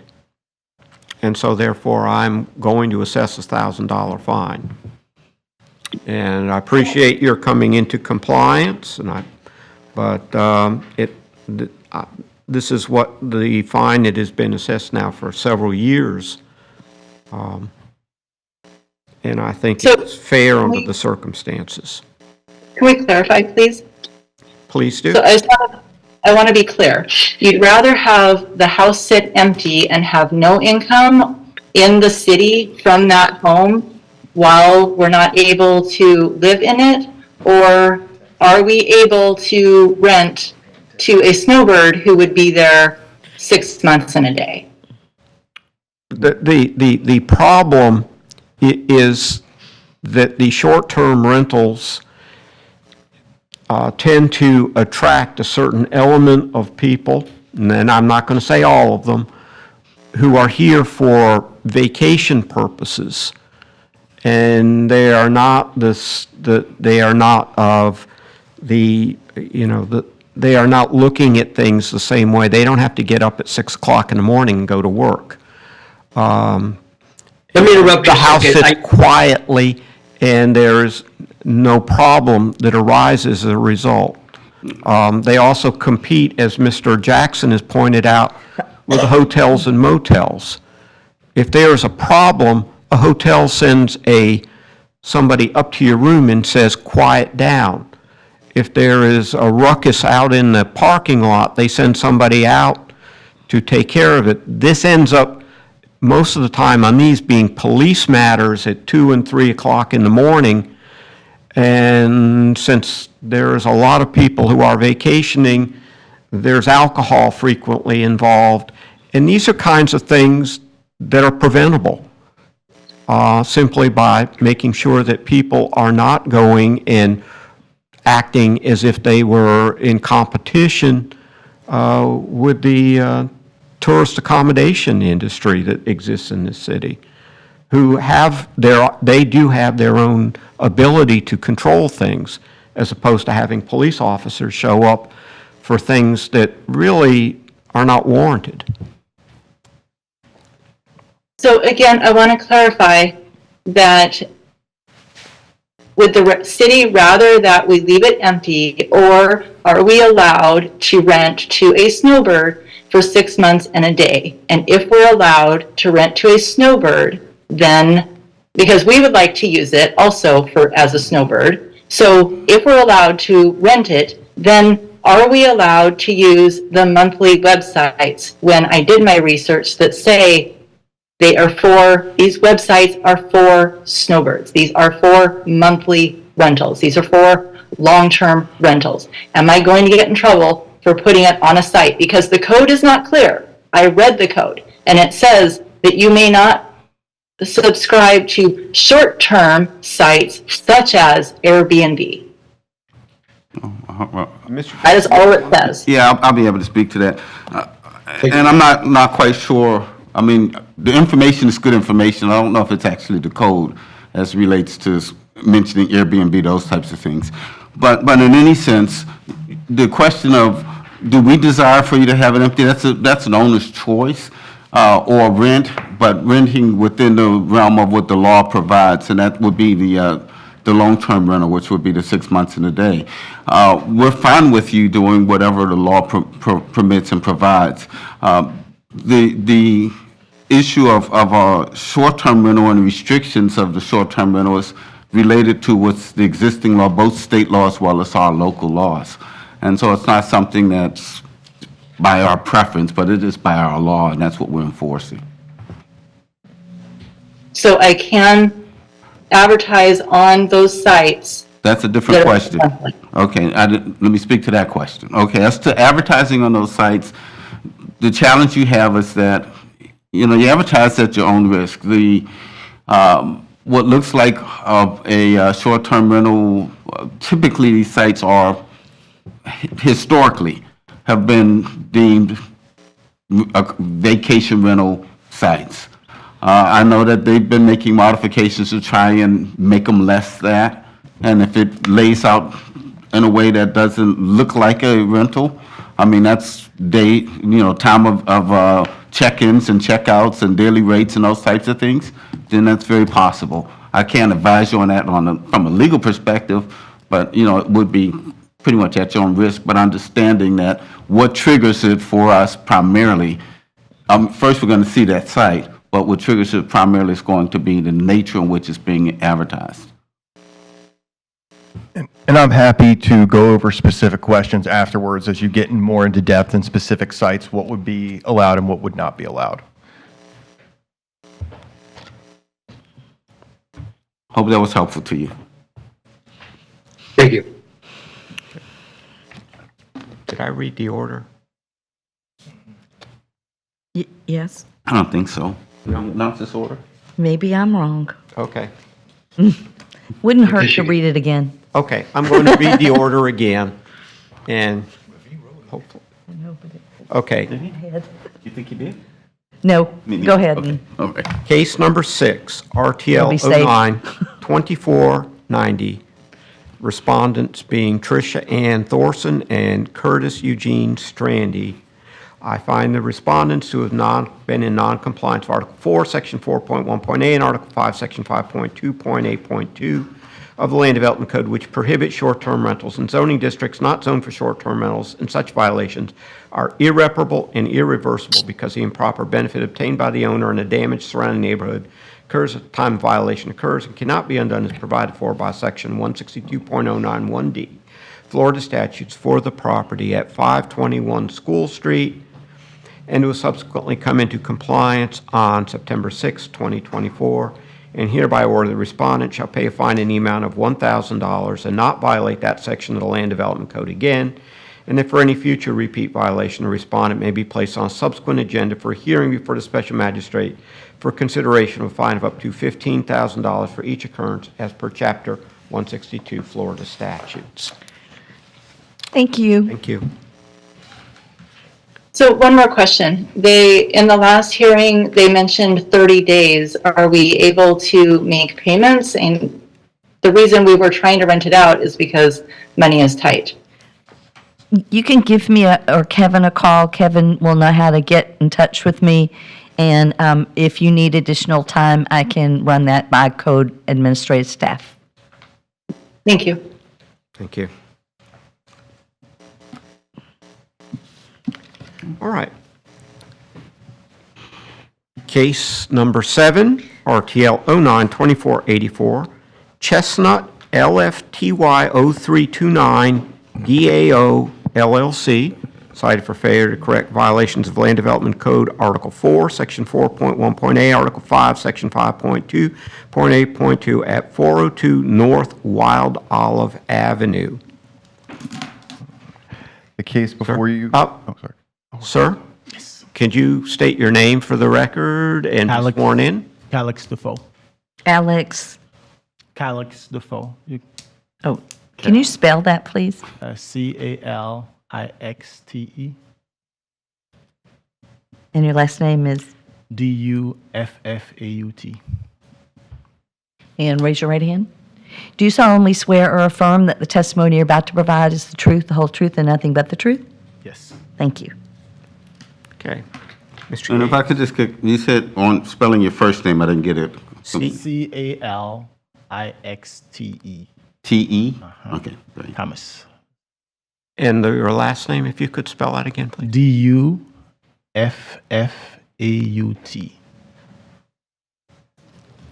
Okay. Mr. Magistrate, I've made a suggestion to Mr. Defoe that we continue his case. He has a unique circumstance where they're doing something that may just be ultimately a sidestep from the short-term rental definitions. I don't know. He has offered to provide me support for what they're doing and why he believes it doesn't fit, and I'm willing to consider that. We talked about that earlier. That's what that major discussion was. But my suggestion to him at that point was, again, to let's continue it, give me what he has. I think the challenge he has is that he wants to continue operating as is right now, and I'll express to him our position ultimately would be, if indeed we make that finding, that he operated at his own risk. And so he'd be more into the likelihood of dealing with the perspective from the city's perspective of one who continued to operate being in violation. But beyond that, I think I'm much willing to consider and make my best legal determinations as it relate to their alternative ownership methods that they're utilizing.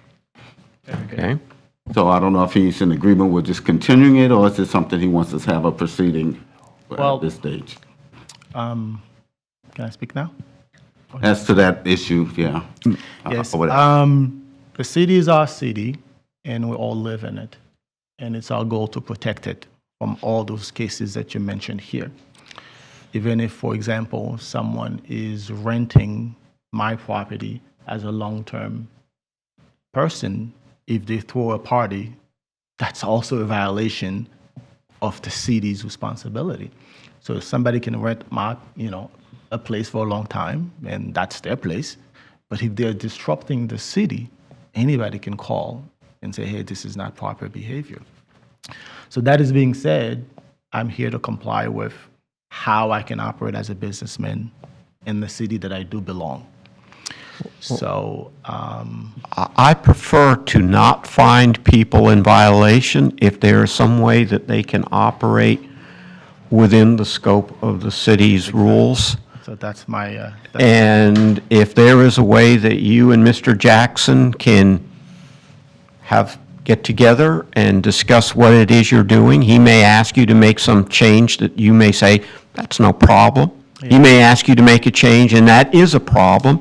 But I think it would be more productive for you to try to work all of those things out as opposed to this type of proceeding, which is really not designed for working things out. Very good. It's designed for finding out whether or not there is a violation or not.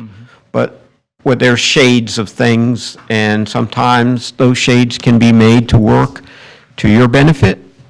And if it can be, it's fine with me. I don't have any reason to find you in violation if I can avoid it. Thank you, Judge. I've been in contact with Mr. Yates and in communicating via phone and in email and in providing all the information. At the time, when I submitted the information, he stated, hey, I'm going to bring it to the lawyer and then give you time. And we've been in contact.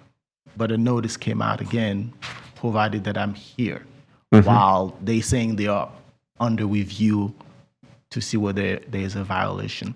And I have the email. But however, me speaking here, I don't want Mr. Yates to be defensive because I ask him to help me because he's an expert of inspection and the lawyer also knows the laws of the city. I'm a businessman. So my goal is to comply to what the city provide. So now while we are doing all this research, I've already made adjustment to the site so that I can be in compliance based on the information that was provided. So while we're doing this research, I just asked to simply continue the business that I have until they finish doing that specific. Is Mr. Yates aware of these revisions that you have made? And we still find it in noncompliance currently. Okay, but it sounds to me that there may be ways of trying to bring it into compliance. And if there is, I don't need to find this gentleman or his business in violation if I don't have to. Right. And I would prefer that if there is a way to work it out, that you all work it out. If there isn't, then you can bring it back here And that's what we'd like to do. We'd like to go ahead, I mean, if he's amendable to continuance, but obviously the rental, we are requesting it stop until a determination is made. And I mean, that may not be an issue until, one, we determine that it is indeed in noncompliance, and two, well, our position is in noncompliance right now. So whether or not his workaround is something that changes our mind, but also if indeed, I mean, he's still getting, from our perspective, it would be that him still getting the benefits. But we can make those arguments at the time of, if we come back with an intent to fine. We don't know that that's our intent because we want to see what our outcome is.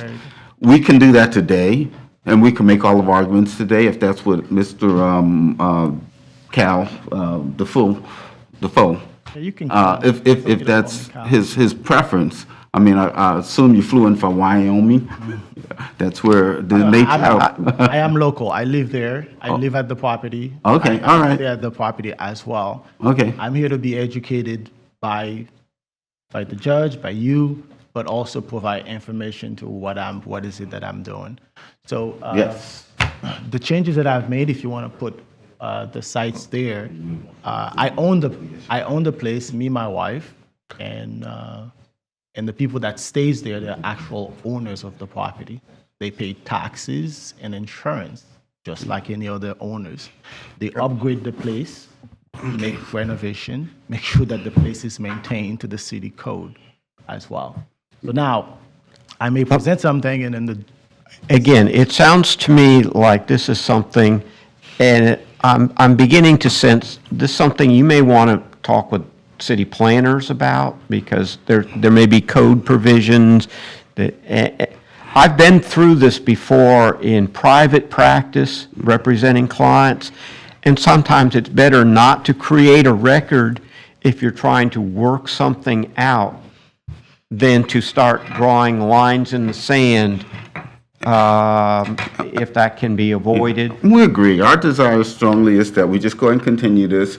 I mean, obviously, our position is he's operating at his own risk, but we'll bring that up if we ultimately, at the ultimate point of decision making. And we can continue this till next month, and that should give you, That should give me ample time to, Do research and to give him my viewpoint, and if my ultimate viewpoint is real clear, then we'd expect him to be responsive, and our conversation suggests that he probably would be. So, When I do come back, I don't want it to be made known that I'm not compliant. That, I talked to you and then you didn't do that. I want it to be like, well, the time has been given to me to come to an understanding. And if I'm not in compliance as a business owner, I'll just pivot and and I do. believe Mr. Defoe has also offered to supply me with information that he believes would aid me in making that determination. Definitely. So I'm well willing. I mean, he has an interesting concept. I'm willing to take a look at it and see if it is something that we okay. can address. Well, then I'm going to continue this matter to, is it October 22nd? 22nd? Okay. Then in case number 7, RTL 092484, respondent being Chestnut LFTY 0329, DAO LLC. This matter is continued until October 22, 2024. Is there a time set already so I can put that in my calendar? I didn't hear what you said. 9 o'clock? 9 o'clock, yes. Okay. And good luck on trying to resolve Yes. Yeah. things. And think I have his I gave him a card that has my email address, I think, on it. It should have it. It would have my number, if nothing else. So feel free to contact me and go from there. And of course, if you contact the inspector, he'll contact me as well. Perfect. Thank you very much. Thank you. Take care. All right. Is there any miscellaneous business? No, sir. No, I think we've already talked about November, December. And the 2025 calendar is out. All right. Then it being 11:42, I hereby call this special magistrate proceeding for the rental program to be in adjournment.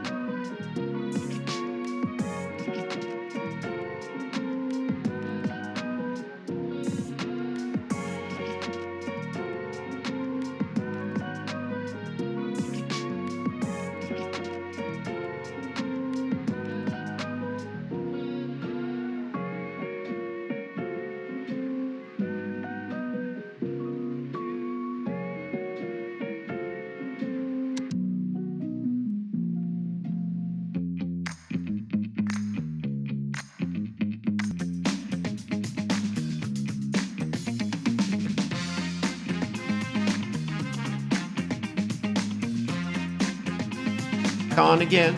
So we're not sending anything else. Okay. We're not considering the further actions. Okay.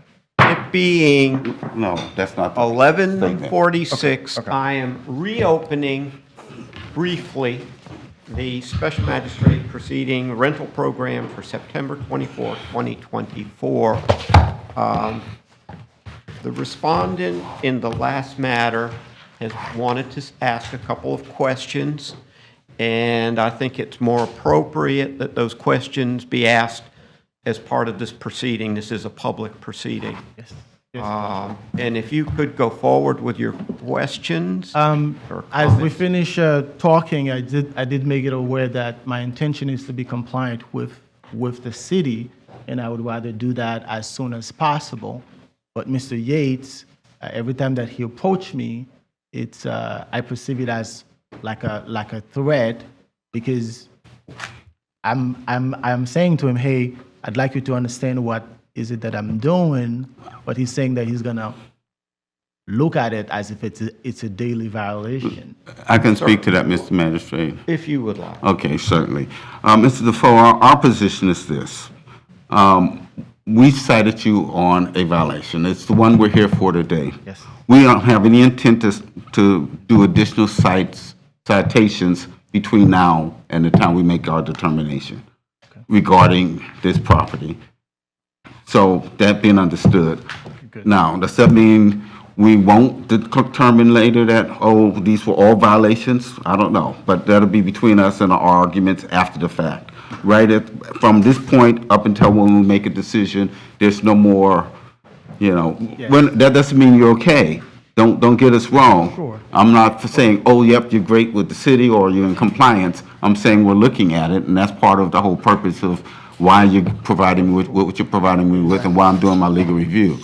But, so I can't say, oh, we approve you, but I can't, at the same time, we're not going to be citing you every time we do. Exactly. So that's what I'm saying to Mr. Yates while we're doing our investigation to see whether there's even a violation. We would rather you aren't be doing anything at all, but we understand that may not be the case. Let me just say, if I understand correctly, I'm perceiving this, because if it comes back in front of you next Exactly. month, I perceive this as good faith negotiations Exactly. between the city and you And as the me, respondent. And I'm going to, in a way, treat it, whatever comes up next month, as if it had come up this month. I'm not going to say that the passage of time or what have you is something, is something that should be held against you. That's the statement that I don't want him to say to me, that And if it appears that there may be a way of resolving this, if there is, then good. And if there isn't, then you will be asked to shut make it the down, remedy make to remedies and stop stuff like it. that. And at the time that if that decision is made, I want the judge to know that I was here at that time to remedy whatever the Right. situation is. He's here, he knows it, and he Yeah. will probably be the I'm going to guy. hear your matter next month, sort of as if I heard it for the first time. Because quite frankly, I have no idea what it is that's in dispute here.